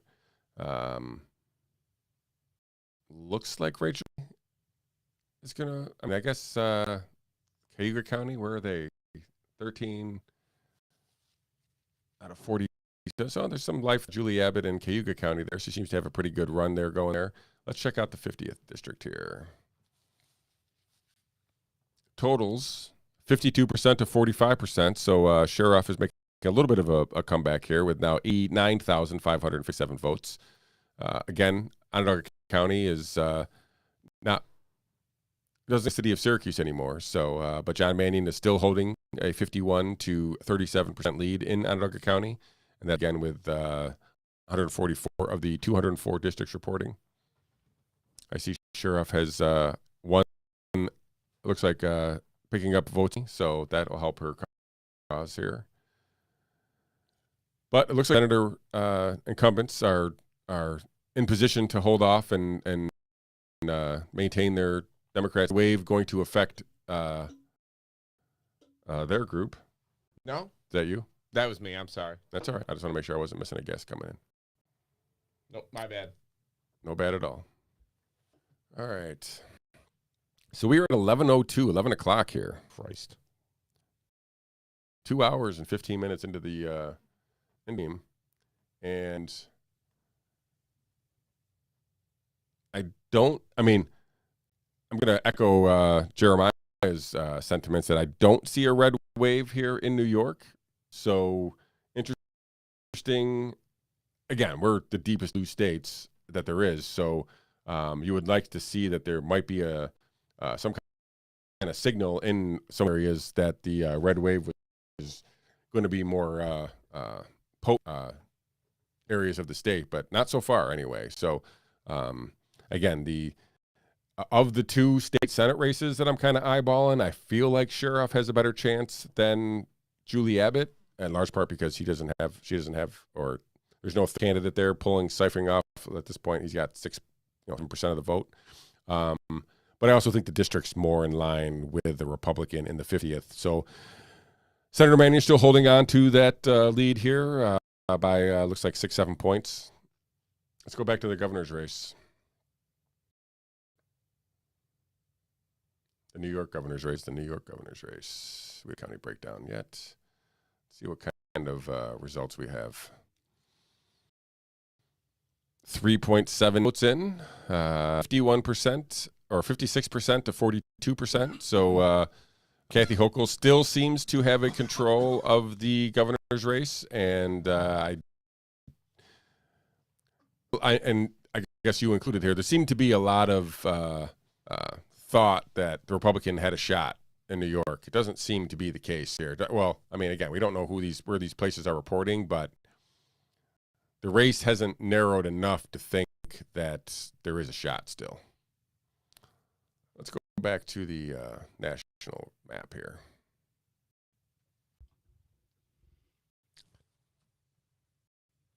And let's go check out these Senate races again. We still have Mark Kelly up big. Still only 51% there, so no changes there. No change there. Herschel Walker still up. Chase Oliver to 2%. That's with 86%. Ron Johnson is taking the lead. Good. Who else? We did Arizona. I think touched on the other Senate races that were interesting. Where the House is at right now here.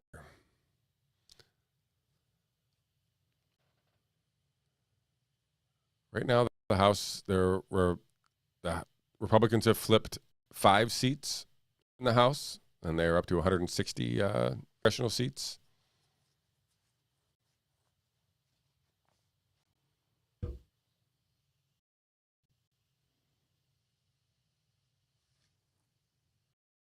What are some of these governors? Good Michigan governor's race here. I think this is tightening as well. Still only 33% here reporting, but Gretchen Whitmer, the incumbent Democrat, anti-freedom loving or hating dictator, 52% to 46% for Tudor Dixon. Crazy. Go back to Arizona and check on this with 51%. Oh, yeah, we just checked on this. B. Hobbs still holding a double-digit lead, 13, 14 points over Kerry Lake. Was a little bit surprising.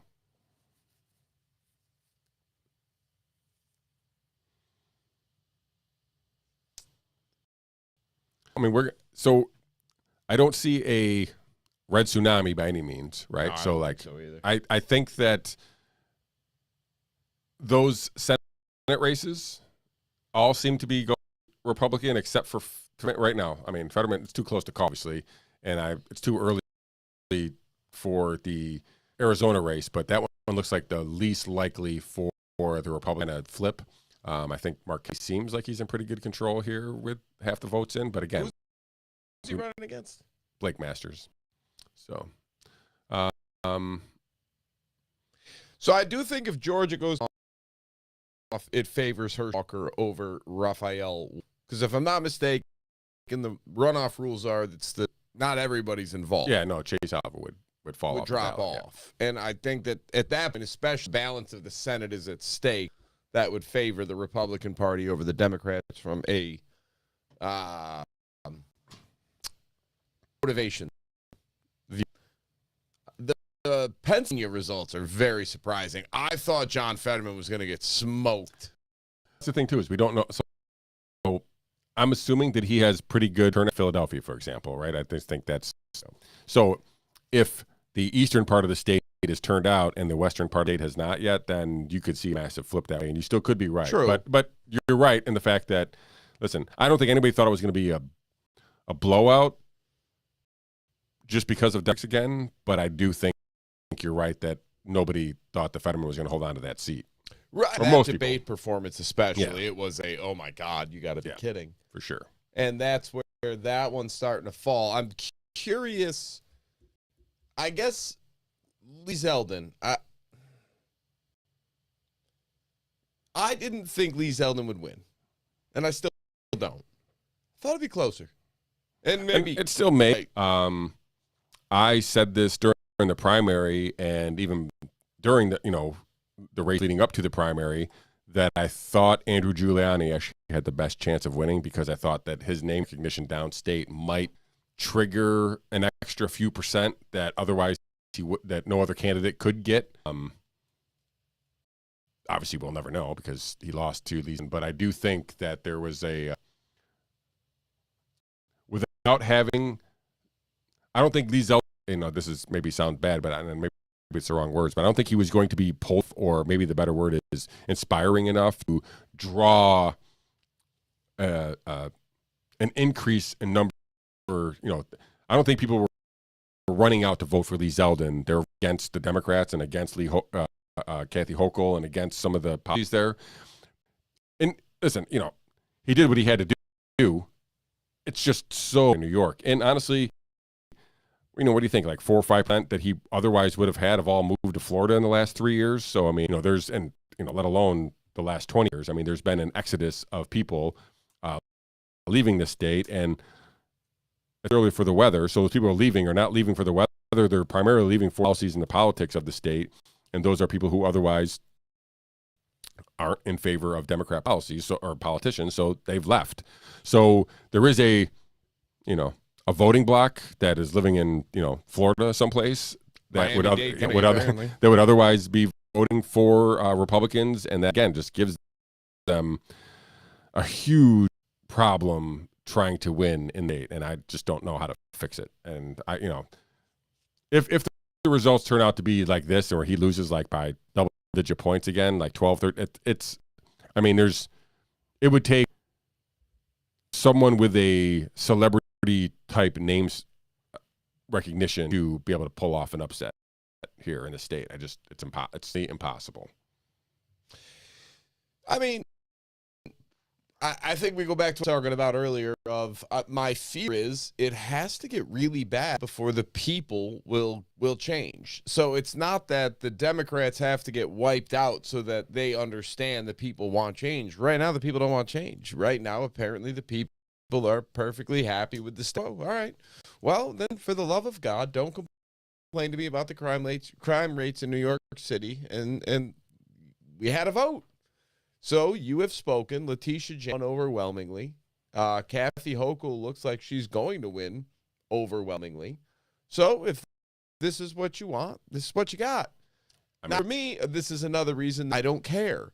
I'm probably very long for this state. So I have no problem voting with my feet. My kids are a little too young right now.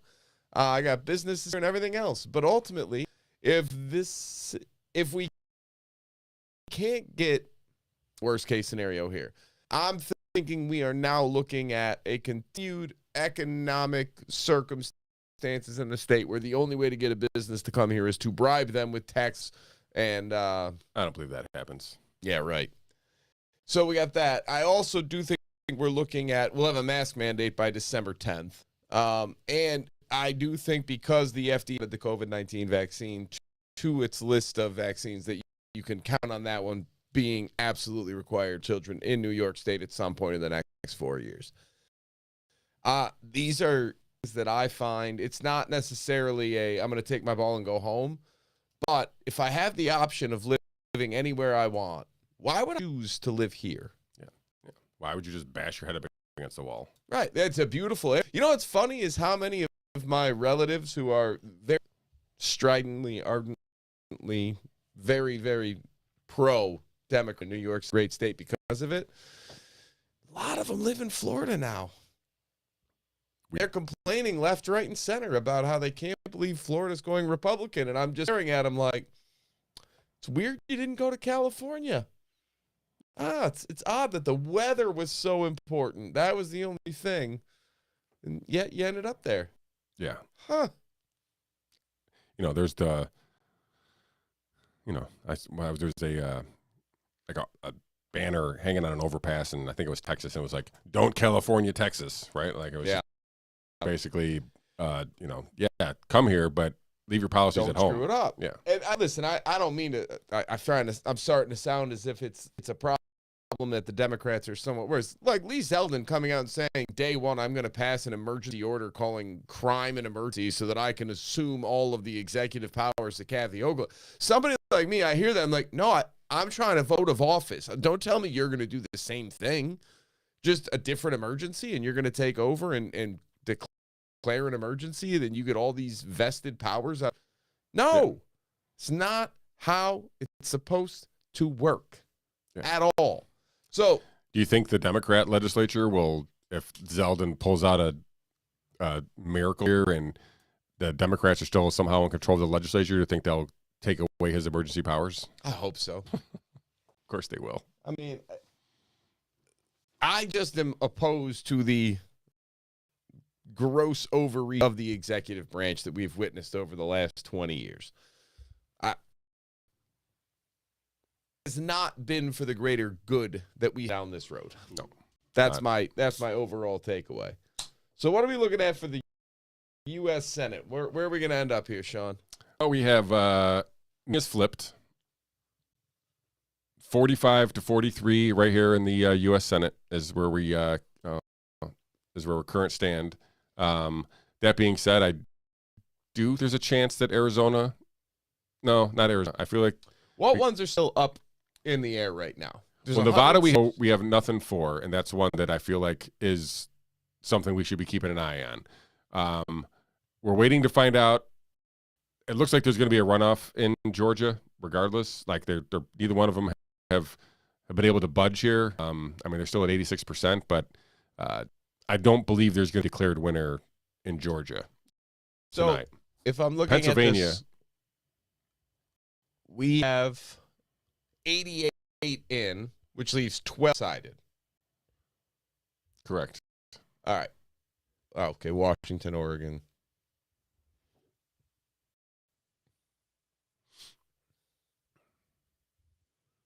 Is Utah in play? Mike Lee. Oh, yeah, I forgot Evan McMullen was running, but it looks like Mike Lee has. It's still early, 21%, but looks right now Mike Lee is out in front. Let's just say. All right. Remember Evan McMullen when he ran against? I think it was Trump right in 2020. No. Yeah, he ran for president. And he became in Utah, and he was trying to keep Trump from winning Utah or something. But all right. Anyway, yes. So he's the CIA congressman or legislator Maxson was talking about, or one of them anyway.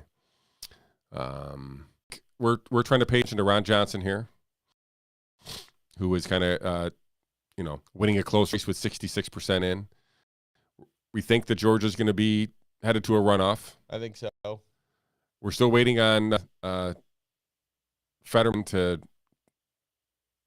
make a public statement and lose some votes, and the idea that he's going to be a senator is still mind-boggling to me. And then again, I think the Democrats, he's going to hold off Arizona, and that's going to, it's just going to be a seat not flipped by a Republican. Yeah. So I guess Georgia and Pennsylvania are the two Senate seats that could flip Democrat to Republican, right? Yeah, it doesn't look like Arizona's going that direction. No. I think we're on Wisconsin, and then we're still waiting on Nevada. Everything else, I think we're good. I mean, J.D. Vance already flipped Ohio. They're not going to get to some kind of control of the legislature for sure, right? So they're gonna need, which is kind of my best case scenario for people like me anyway. And let's check out some of these races. We still got still Katie Hobbs up in Arizona with only 50%. Wisconsin is close, 66%, very close. Check out this Oregon race. Yeah, this is the one that's got 3. So it is closer. So Republican here. This is something we can keep an eye on too for governor's races. Not that having the majority Republican governors means anything, but other than maybe a sentiment of the country. But this third-party candidate here in Oregon could be playing a spoiler here for in favor of Republican. I know we were talking about or other people were talking about the governorship in Pennsylvania. It looks like Doug Mastriano got annihilated. Probably not helping Dr. Oz's cause. No, not great. Still only 30%, 38% expected. I see Kathy Hochul. I'm called the winner. Yes, there is the blue check mark. Electy Hochul, the no longer unelected governor of New York State. So, the write-in campaigns are not great either, since there's only 2,500 total write-in votes, and each one of the candidates would need 130,000 to gain access. So that's not going to work out for anybody either. So New York is New York. We got the government we deserve, and at some point, I'm guessing neither one of us will be residents of this state. Not shocking. What else? Anything else? Let's check on this House race here. We did get an update here. 56% of the New York 22 votes now in. 54% for Francis Conole and 45% for Brandon Williams. That's, again, with 56% reporting. Let's go to the state website and compare the numbers. Mm-hmm.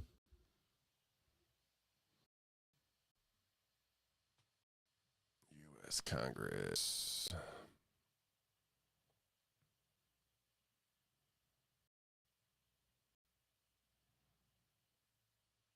It says 205,000 votes, getting close to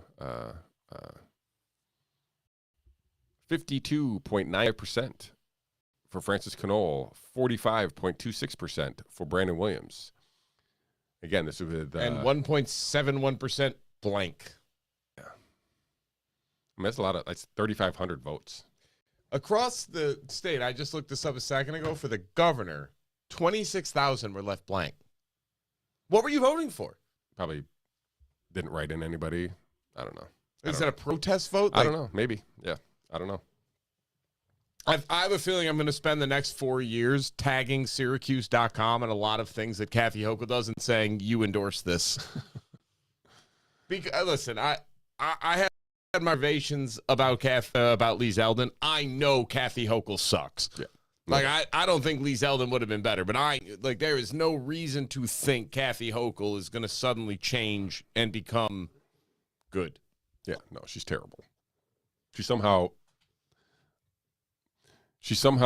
out Cuomo'd Cuomo in a lot of ways, which is mind-boggling. She's just not as good at it as he was. She's terrible. I know I'm convinced the woman is an idiot. Like, listening to her talk, I want to bash my head against the wall. At least Andrew Cuomo, you're like, hey, you know what? I know you're lying. You know you're lying. But your attitude is kind of like, F you, do something about it. Like, all right, doesn't appeal to me, but fine. You know what you're doing. Kathy Hochul is just a, I got no words. Self-serving twit. I'm glad you went with twit. That could have gone in a very different. I made sure I was very enunciated. Thank God. But yeah, so we got 4 million votes in New York State Board of Elections. So that's it's getting there, it's getting up there. What do you think? Let's check out 538 and see what they say is going on here. Where'd I go? There I am. Oh, I like this. So this is 538, Nate Silver's site here. So this is his Senate predictions. Let's check out the. I like that there's a chance the Dems get 56 seats, but no shot they get 55. Oh. Statistics. All right. I think best case scenario is the Republicans end up with a slight lead in the House, a slight lead in the Senate, but not enough to do anything with, and then we get 2 years of gridlock. Yeah, I'm not upset about that. Listen, I'm disappointed Kathy Hochul won. I will be the first one to tell you. I told you on Monday I was rooting for Lee Zeldin, and I was hoping Lee Zeldin would pull it off, if for no other reason than recognition that our state is screwed, but we're going to steer into the skid. Instead, we're going to have thousands of people vote blank. Let's see what Twitter has to say. We haven't checked on Twitter for a while.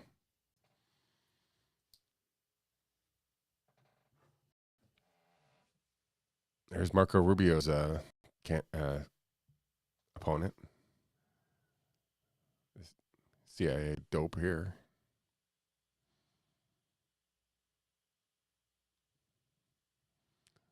Not seeing anything noteworthy here. Oh, Ayanna press on so that she can yell a lot and do absolutely nothing.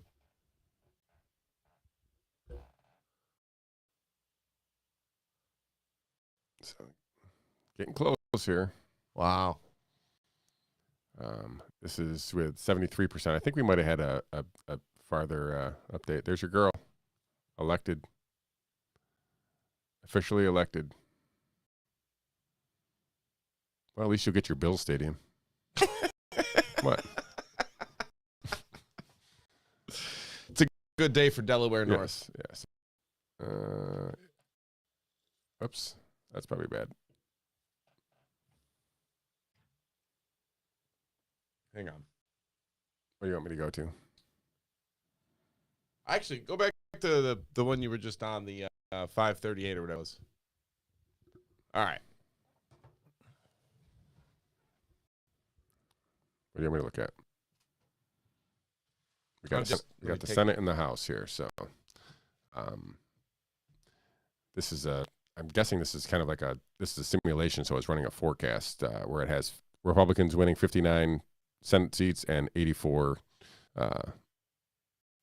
in the House.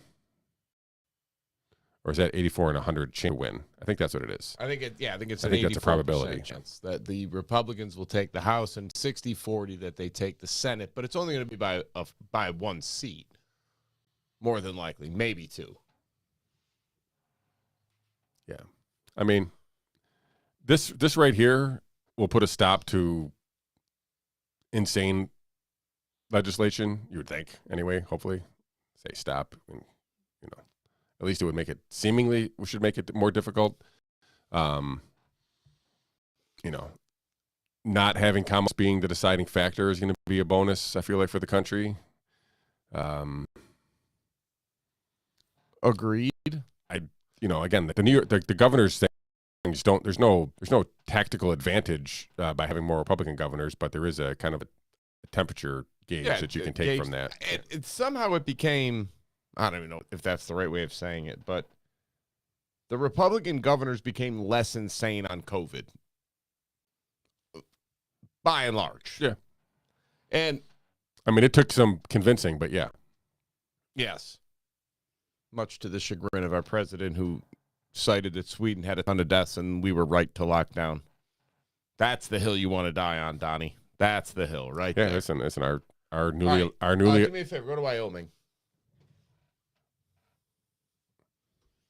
No races in Wyoming. It's for the Senate. It's the Senate, but the House.